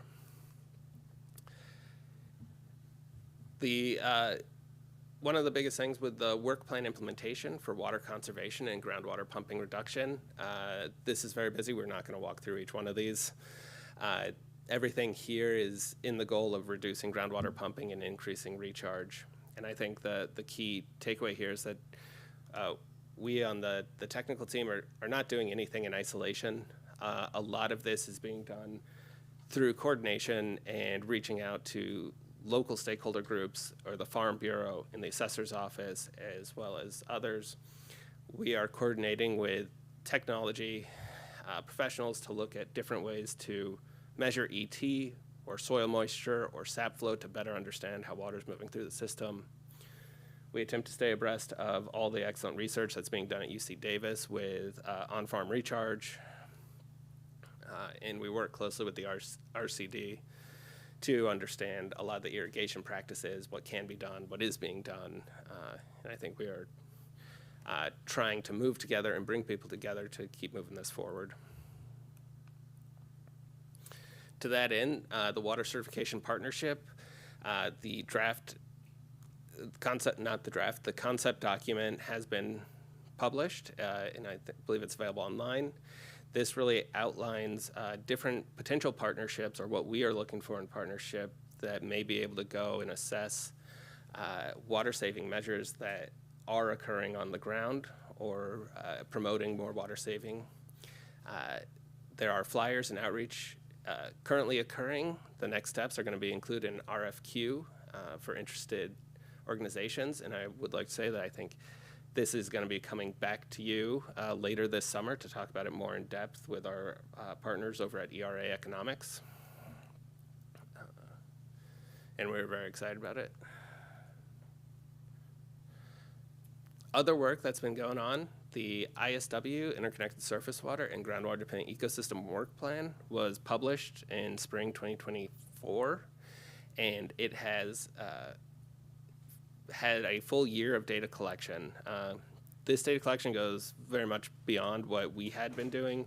It is very much focused on the biological and ecological components within the Napa Valley Subbasin, including how, when, and why fish are using the stream, bird surveys, plant surveys, understanding the stream network better, and really providing a lot more information about those environmental users of groundwater, and providing that linkage to help give us better goals to manage the groundwater system. We're refining water use through some of those instruments, as well as improving the NVIHM, working with the USGS to incorporate soil moisture. We have got a DWR grant to install 5 new stream gauges, 4 of which are on tributaries. That is going to dramatically increase our understanding of how water moves through the system.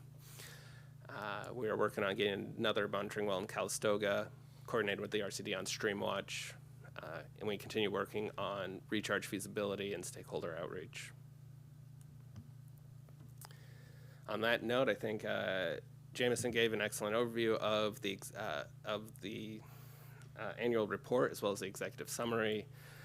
I think one thing to note here is that one of the 11 appendices, and it's been pulled out on the website, is the Stillwater has a technical report detailing out all of their ISW and GDE surveys and data that was collected with some excellent observations. There will be a follow-up to that at the end of this year, once we have 2 years of data. And on that note, thank you very much. I'd love to open it up for questions or discussion.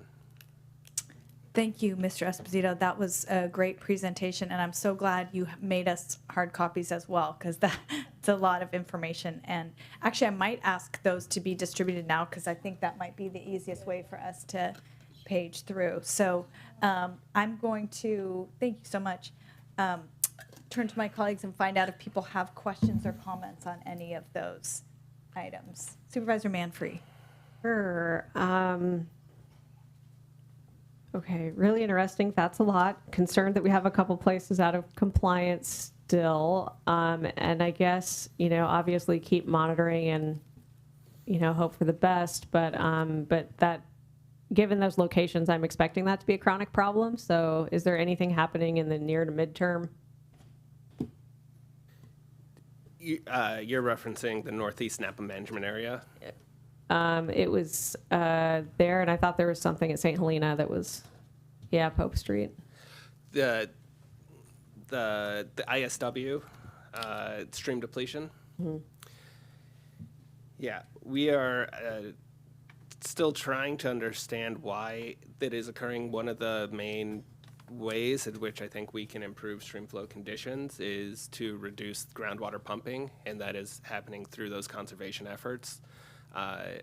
One of the great things, but the hard thing about Napa County is everything is so responsive and everything is so connected that we're not going to do any one thing without it affecting everything else. I think the best chance we have is through the conservation efforts and reducing groundwater pumping.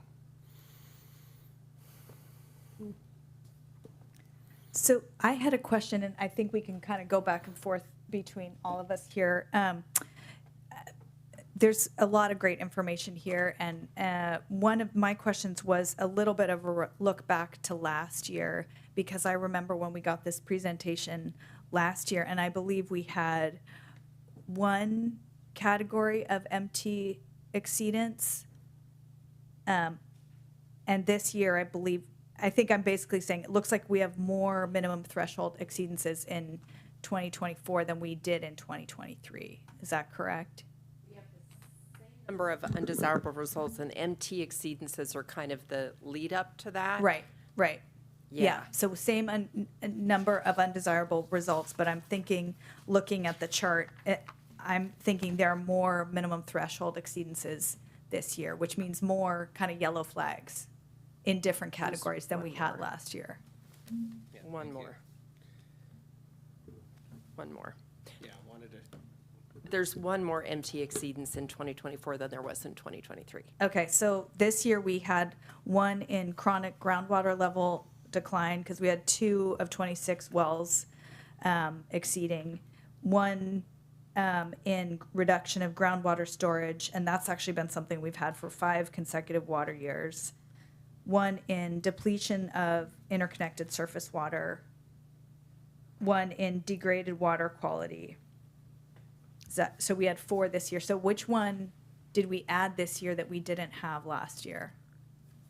Cab, can you answer that? I actually can't answer that. I think it's the degraded water quality. I don't think it's- we had that one last year. Right, and part of that is that the degraded water quality, we started monitoring the new ISW wells, which Okay. were recently installed, and so that's why we're not concerned about it, and we need to build a history to see what that background concentration is at those locations, I think, before we take a firm stance on if that is a fact of groundwater management or of just the geologic conditions. Right, okay, so that's really helpful to place that in a category a little bit, that we don't have history there, so we're kind of establishing a baseline before making an assessment about what that means trend-wise. Okay. Yes. Thank you, that's what I had. I'll go back to Supervisor Manfree.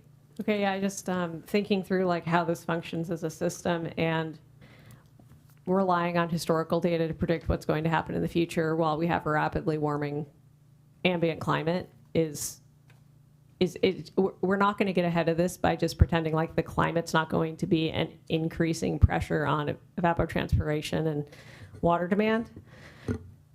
So I guess I just kind of want to put it out there into the discussion to just remind everyone that it's actually worse than it looks. And like, I hate to say that, like I'm an optimist and I really want to be positive, but when it comes to pressure on water resources, however bad it feels like it is right now, it's not likely to improve much in the long-term average. It's probably going to get harder. So any action we can take sooner is better, and any action we can take that is more, more of a fundamental shift in how we manage water resources and how we build our water portfolios is better. So I'm just kind of thinking about it on that level. And kind of relatedly, I noticed in the first slide we had annual totals for precipitation over time. And I think it might be, going forward, more helpful to look at water charts that look more like the ones that they use for the index for the North Central Valley and the South Central Valley, where you can actually see how storms occur because they're getting a lot flashier. And looking at an annual total isn't necessarily representative of the pattern of precipitation and how much that's changing. So I know that's a very specific comment, but it's something that might help, with the presentation to kind of make things more grounded in changing realities. It's kind of a way to say it. Thank you for that. Supervisor Gallagher. Well, when it comes to water, it's a little hard to go after Supervisor Manfree because she is one of our experts. But to the point that table 5, which you showed on the slides of the executive summary, and thank you for the executive summary. Very, very helpful to have that. That really it comes down to you know, the annual minimum threshold has been exceeded every year except 2019, regardless of precipitation. So, you know, what do we do with that? And table 6, the undesirable result for reduction in groundwater storage. I know we have all of the different management actions underway, and you mentioned that in the report. But just wondering if you could talk a little bit more about that and what the role of the tag will be in terms of getting a handle on that and making additional recommendations. It's a very big question. Cut it into parts, whatever, however works. Yeah.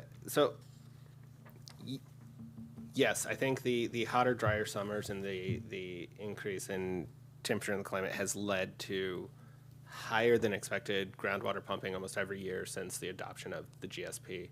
And, you know, that GSP those thresholds were chosen based on the historic timeline, and as part of the 5-year periodic evaluation that DWR has each GSP do, we are updating the model and we are running it through a new set of climate scenarios to try and understand what some of those, you know, moderate or worst case scenarios may be looking like as we move forward to get a better handle on that.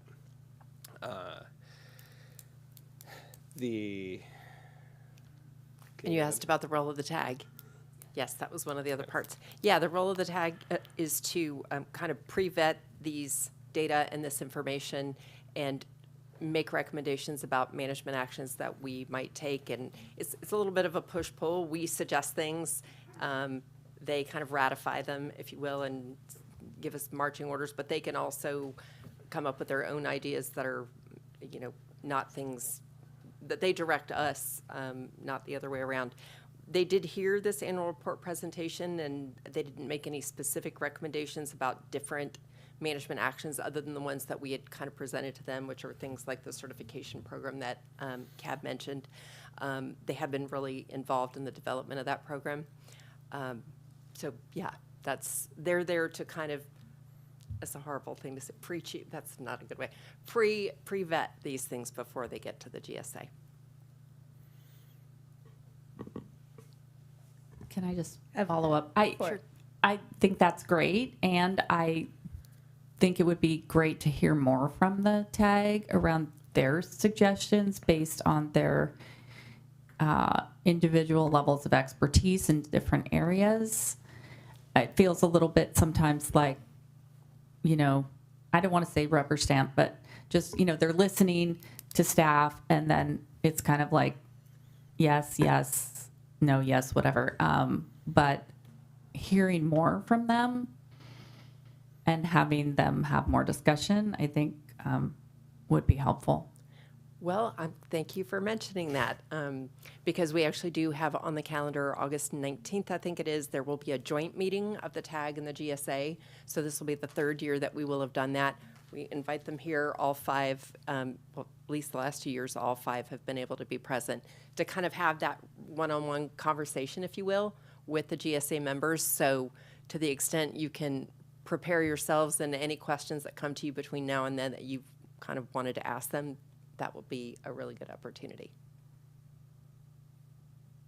So thank you for reminding me to mention that. Thank you, Supervisor Gallagher. Supervisor Alessio. I don't have much more to add or to ask, and thank you, my colleagues here, for your questions. This is an area that I continue to learn. It's one of those new areas for me. You know, I've heard about the creek at Pope Street, where that runs dry. And I mean, of anything the last 6 years I was on council and climate action, that's the one that continues to come forward in terms of my awareness through public comments. And I don't know if it's true or not true, but is there some understanding or perception that the town of Yountville has wells in there, and because of the pumping of the well that goes dry, that's some of the cause? Is there truth to that? I don't want to like call them out, but it would be nice to know, as you say, we're looking into some of the causes, and we know the effect. The effect is that it goes dry, but is there some kind of, and how are we working with our local jurisdictions on this in terms of mitigation, and because we're a small county relatively, and we work very well together. So how are we working together on this? So I can say that the wells at St. Helena, there are 2 wells that are very close to the river, but there are some very big geologic considerations in that area. The river, actually almost leaves the alluvium, or goes up to where there's almost no alluvium, so there's very little connection to the groundwater system anyway within that area. There is significant agricultural pumping that happens above and below, that in area. The basin itself? Within the basin itself, for just as there is kind of throughout the basin. And so from what we've been able to find is that there's not a huge impact from those municipal wells. Okay, that's good to know. And then I'm glad we can clear the record on that, because I think they're kind of been taking the fall on this one. So there's, sounds like you're saying it's outside of their control. There's a lot of other factors. A lot of other factors. I don't think you can attribute it to any one thing or one player because of how it is situated within the valley. Thank you. In terms of the water certification partnership, it's always great to see, participant incentivizing. So the carrot, but is there some talk of what the stick may look like? Because, with what we're hearing is, we're exceeding more than we have. It's not sustainable. It's with climate change and the flashes of storms and the hotter summers. I mean, we're just talking about how warm it's going to be this weekend, right? Is there some kind of, what's the other side that we can do? Because any more, dramatic changes or that we can make to make a little bit more of an impact, and to let people know and bring them in, have this conversation so it's not a surprise. Yeah. The ultimate stick is if the state doesn't believe that we're adequately managing the basin, they will step in. Ooh. And that will be the biggest, ugliest, most expensive stick. That's a stick. You're right. That's a good one to remind people of. Is that walk softly and carry a big stick? They do. They definitely do. Yeah. That would be the worst. But before reaching that level, there's, what you hear bandied about the most is mandatory metering and reporting. It's our understanding that a lot of people really are already metering, but it's the reporting part that's challenging, which we understand those concerns for growers. We have offered to and requested any growers who are willing, and we've heard anecdotally there are a lot of people who've told us that they would be willing to share that data. And in fact, there are people who are required as part of a use permit to provide that data, but we would be willing to take that in an anonymized format. The Farm Bureau, actually, we've had conversations with them about acting kind of, for lack of a better word, data broker. Yeah. They could anonymize that based on an AVA, for example, so that we need to have some kind of geographic information about it, but it doesn't have to be to the exact point. So if they could, or any other entity could act as that kind of broker to collect the data, anonymize it, pass it on. Thank you. Thank you for that. And one thing about this county too is that when we come together to work on an issue, we're pretty special. We're pretty phenomenal. We can really find and implement solutions, and I believe that in this case too. So, thank you for this report and that continued work. Sure. Thank you. I'm going to go to Supervisor Manfrey, but I'm going to get a quick question in first. And I think Supervisor Alessio, I'm going in the same thought process here, and just to kind of map it out, right? So we were fortunate to develop, and I just want to give a shout out to Vicki because I think your expertise throughout this whole process has been critical. We've developed the GSP. We got it approved by the state, again, not to be competitive, but ahead of many other counties, right? So we came into the fold, got it done, and sort of the GSP is a map of where we want to go. And these numbers tell us that we're actually not en route, and particularly the reduction in groundwater storage one, where year after year we're out of compliance. We're not kind of getting closer to where the route is. So I had the same set of questions about, I mean, at what point is the state looking at this? And again, it's 1 out of 6, right? But it's one that's not even trending yet in the right direction. So how do we talk about that as a board, as a community? What are we going to do here? I see Mr. Bordone walking close to the microphone. So I guess I'll if ask. you would like. Yeah. I think it may be helpful, and maybe at the next TAG meeting, and we've talked about this, putting together more or less a timeline of all the extensive work that Jameson and her team has done, which in large part is in the bucket of voluntary. And then show what's at the end, which is the stick thing she was talking about, but then also, more importantly, what's in between. And those would be some of the measures that most of you were alluding to a few minutes ago, which in the event that we wanted to be, I guess, more aggressive in transitioning away from the voluntary and more towards the stick, because the solutions are there, it's just a matter of when do we implement them. So maybe there's a way in which we can present those solutions that have the ability to move the needle a little bit quicker. And that will at least inform decision-making and recommendations on the part of the TAG. So it's something we've been talking about.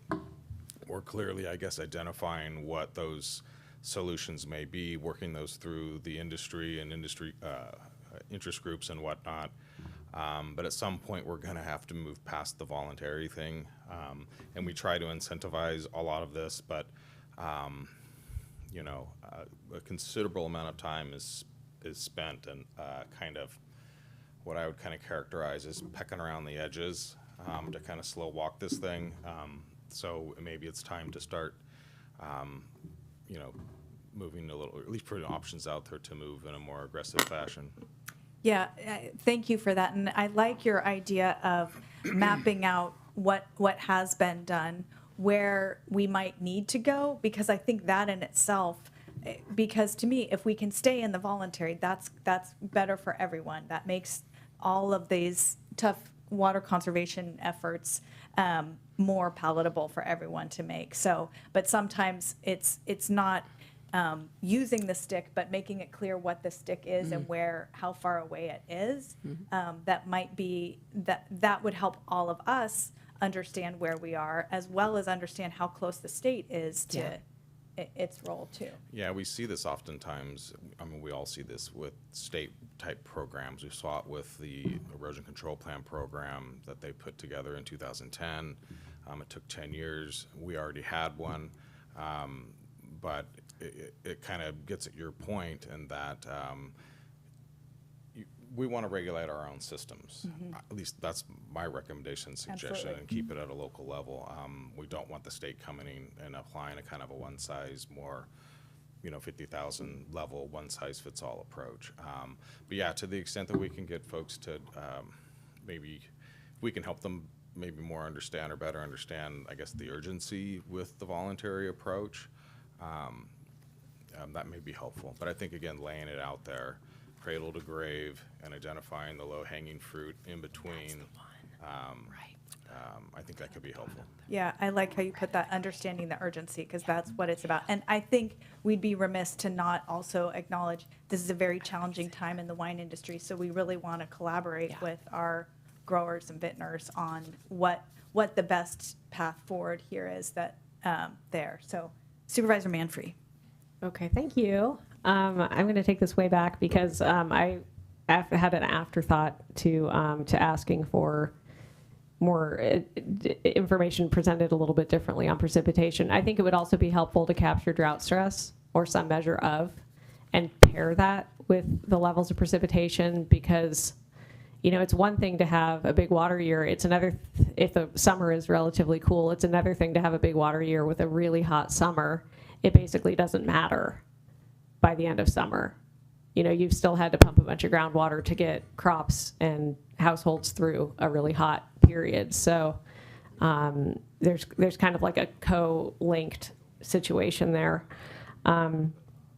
I think also I just want to mention that I think it was the second technical group meeting ever that Mark Kondoff mentioned floodplains and floodplains as a potential for recharge and reconnecting rivers outward, laterally to help with recharge. That has a co-benefit of creating flood protection, generally really good for habitat and species, and also just local cooling. And it's something that Jacob Katz presented on at a groundwater technical group meeting the other week, but it never seems to rise up to a level of serious discussion, at least in, what I hear coming to this level.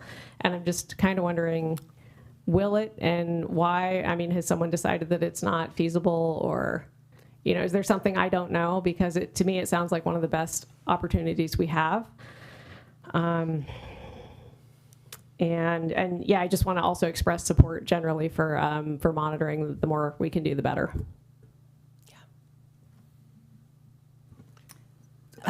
Before I go to Supervisor Gallagher, I think I would just ask for any kind of response on the floodplain, because just to build on that, if that looked like something that was interesting, another way to encourage people to volunteer is if the county can show that it's got some skin in the game and investment in a project like that. Well, yeah, and we just had at the flood district meeting, we got a presentation that they're doing that kind of work on Bale Slough upcoming. Yeah. Ooh, it's And just that's not one part of our this. monitoring sites. Okay. Bale Slough. And I was going to say, speaking of the flood district, we have one of the biggest, most meaningful restoration projects, I think, on the whole West Coast, with the Oakville to Oak Knoll and the really large river restoration that the flood district has been working on for, not just working on, but implementing different sections, construction. So I would call that a connection to floodplain kind of project. Well, it is happening on that level, but it's not happening on the tributaries yet. And, I think there's probably a lot more opportunity for recharge, because those are all the alluvial reaches where you have interconnected ground and surface water potential. Yeah. It'd just be beautiful to build that program out. It would just be that much more functional. Yeah. I would like to say that I think the big hesitancy I've heard from stakeholders and landowners is allowing the flooding of crops to occur and the impact that may have. And that's one of the areas that we are in contact with UC Davis and the work that Helen Dahlke is doing on kind of flood managed recharge and looking at the impacts of what inundation of grapes do if they are inundated for a month or two in the wintertime, to help kind of move that science forward and hopefully kind of be an advocate for that level, so it can open up a lot more acres of connectivity moving forward. Supervisor Gallagher, you're good. Okay. All right. And I would just say to Mr. Director Bordona's point as well, we did have a graphic in the presentation. It's a really good graphic, but there was a lot on it. There were 4 different columns of kind of actions, and then we were trying to get to the point of, just as he said, we're here, we're moving through these things, and the ultimate place, we're either going to go one side, we're going to be non-compliant and get in trouble with the state, or we're going to achieve that and stay away from mandatory actions. So that was what we were trying to convey there, but it was a lot on one slide. Now you have something in that, There. Supervisor I thought that Alessio. might stimulate some other ideas. That I was just going to bring that up, that was an effective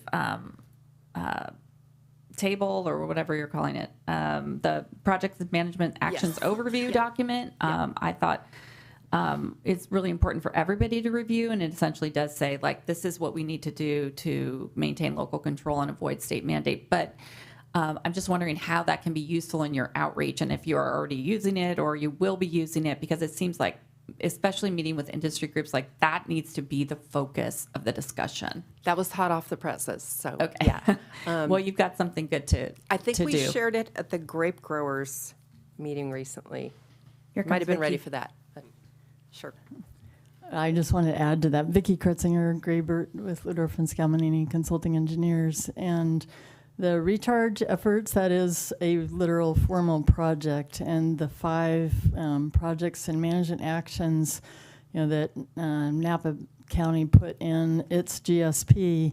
It's an example of what DWR is now going to be looking at very carefully for all of the groundwater sustainability agencies and their associated basins. So because of the online now template, DWR is trying to show, what it will be evaluating on an annual basis.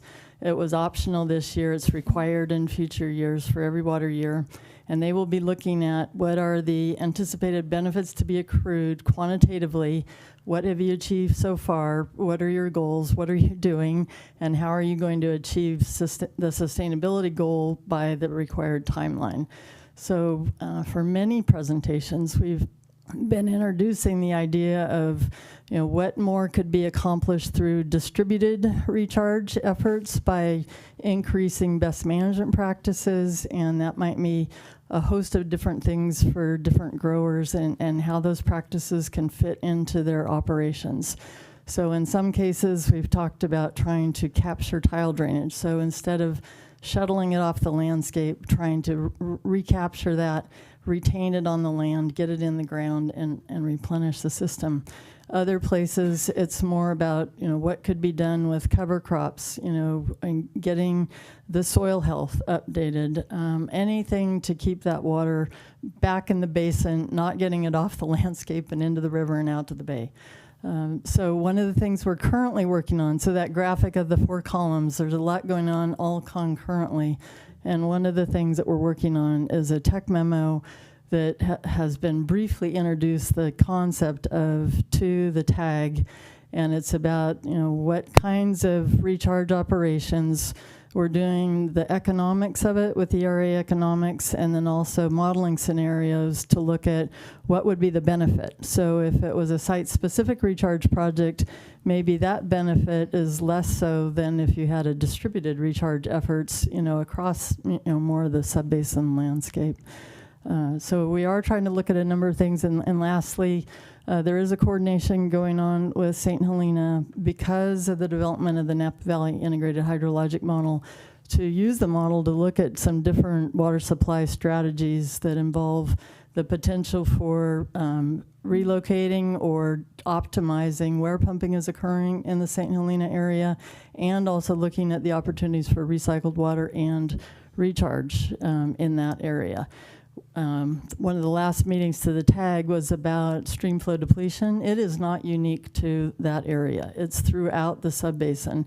And so we're trying to look at all the ways, that can be implemented to try and mitigate drought effects, because it's much more than what the GSA alone can control. Thank you. Thank you.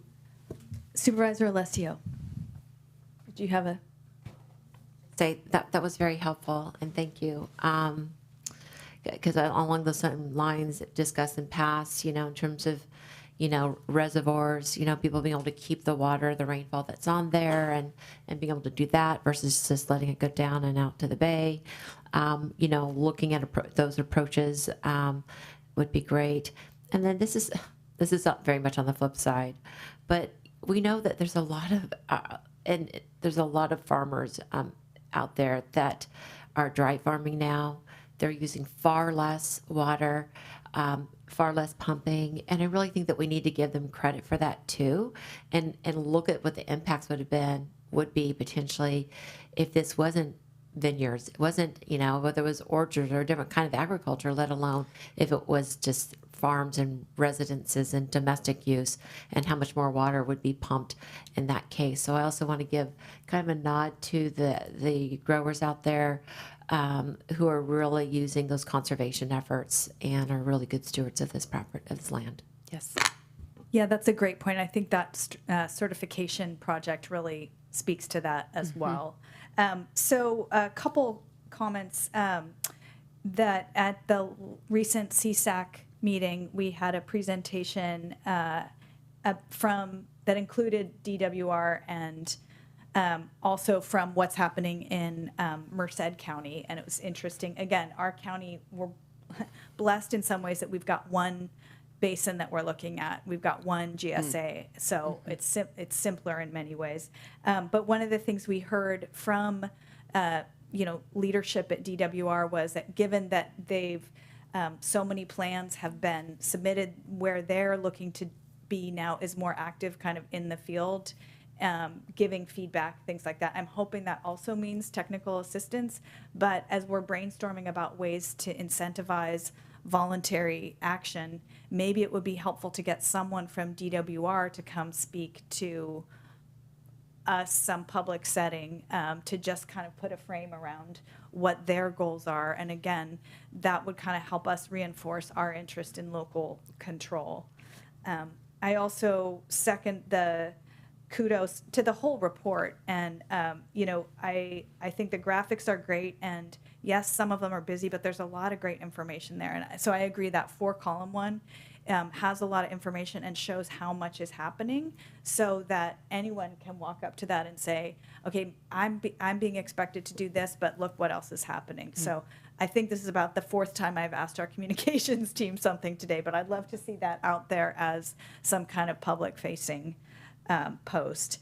And then I think the final thing just to flag is, you know, we have a plan, we have a route, how do we get there? And I guess maybe it's more rhetorical, but next year at this time, you know, if we're not where we need to be, what do we do at that point? It does feel like so much is in place to move us in the right direction, and that sense of we're getting closer on the time that's necessary to really see a reduction in our groundwater pumping. So things to think about.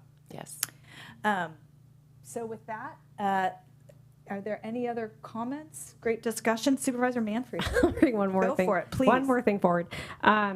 We talked earlier today about the timing and how with the, you know, if you've got demands for vineyards, it's relatively kind of a low bell curve on use from the time it starts drying out around this time of year until harvest. But when you're talking about pumping that happens for winery purposes, there's a really big spike. It happens all at once, and it typically happens around one of the most sensitive times for fall run migratory salmonids.